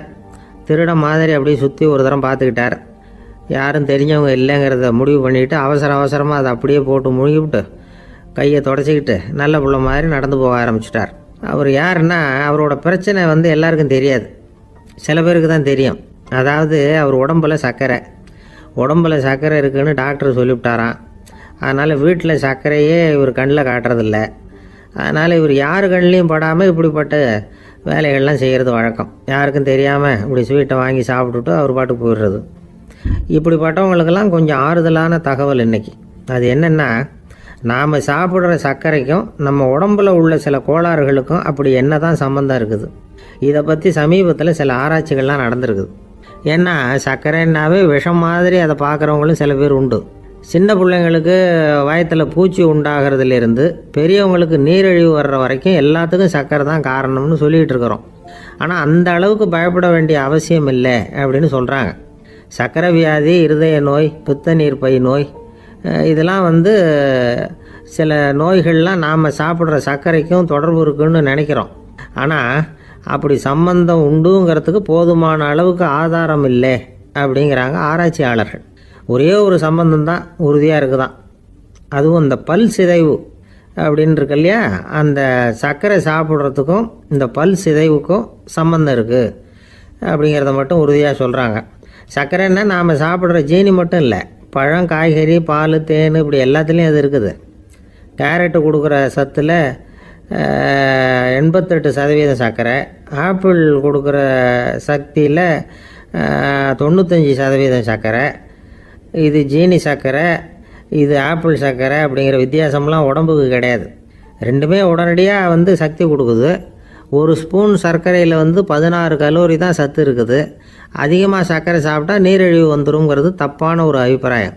டயபெட்டிஸுங்கிறது ஒரு மெட்டபாலிக் டிசார்டர், அவ்வளவுதான். அதாவது நாம் சாப்பிட்ற சர்க்கரையை நம்ம உடம்பு திறமையாக உபயோகப்படுத்திக்க முடியல அப்படின்னு அர்த்தம். அதனால தான் அதிகமாக இனிப்பு வேணாம்னு சொல்கிறோம். ஏற்கனவே உடம்பால் முடியாத ஒன்றை மறுபடியும் அது தலையில் சுமத்தி அதிகமாக வேலை வாங்க வேணாமே அப்படிங்கிறதுக்காக தான். ஆகாரத்தில் அதிகமாக சர்க்கரை இருந்தால் அதனால் உடனே சர்க்கரை வியாதி வந்துடும்ங்கிறதுக்கு விஞ்ஞான ரீதியாக போதுமான ஆதாரம் இல்லை. அதனால் எப்போவாவது அதிகமாக ஸ்வீட்டு சாப்பிட்டுட்டா ஐயோ அதிகமாக சாப்பிட்டோமோ என்ன பண்ண போகுது தெரியலையே அப்படின்னு நினச்சி மனசை போட்டு குழப்பிக்க வேண்டியதில்லை. பொதுவாக எதுவுமே அதிகமாக வேண்டாம், எல்லாம் சீராக இருந்தால் போதும்.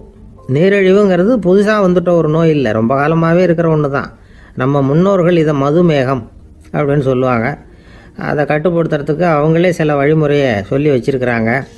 அது என்னென்னா வேறு ஒன்றும் இல்லை, இந்த பாவக்காய், முள்ளங்கி, அருகம்புல், அவ்வளவுதான்.